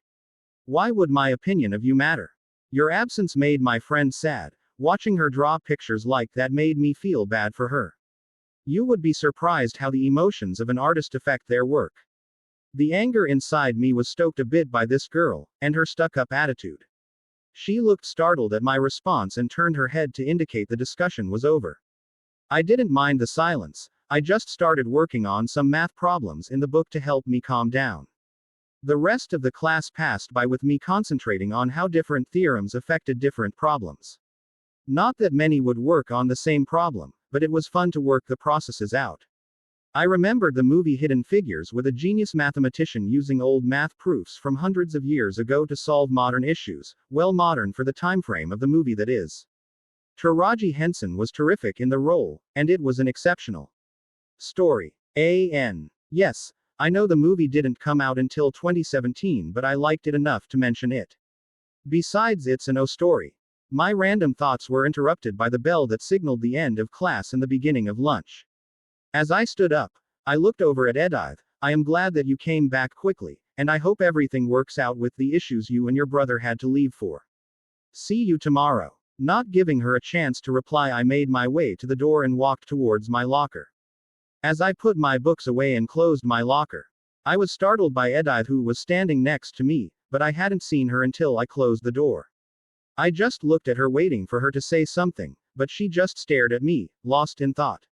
Can I help you? Do you want the assignments or notes from the last week of class? Edythe's eyes sharpened as if she had made a decision and she moved closer to me. She looked into my eyes with her light honeygold eyes, and I felt lost in them for a brief moment. The shape of her eyes mixed with the unusual color made them all the more impactful up close. I was at a loss of what to do, so I just relaxed and resisted the urge to step back because of the overwhelming sweet scent coming from her breath. You need to convince your sister to stay away from my brother Edward for her own good, and forget I told you this. As soon as she broke eye contact with me, she stepped around me to walk away. I was stunned for a fraction of a second. Then her words played in my head once again, and I was livid. I turned to look at her retreating figure. Just who the fuck do you think you are? At my words, I saw Edythe stop and turn to face me. She then looked around as if to see who I was talking to. She appeared to be shocked when she saw my eyes locked on her own. Surprisingly, the hallway was empty at the moment except for the two of us. First of all, Miss Cullen, I don't know what my sister thinks of your brother. So far as I know, they have only had one class together before your emergency took you both from town. Second, if your brother is so weak that he needs his sister to help undercut Bella, then she will no doubt see that about him and step over the shallow puddle he is without a backward glance. Finally, if it is as you suspect, and my sister feels something for your brother and he returns that feeling, then good luck. She is one of the most stubborn people I have ever met. Another tale fades into the silence. But here, in the fantasy audiobook library, stories never sleep. Subscribe, and return when your heart seeks adventure. We'll be waiting.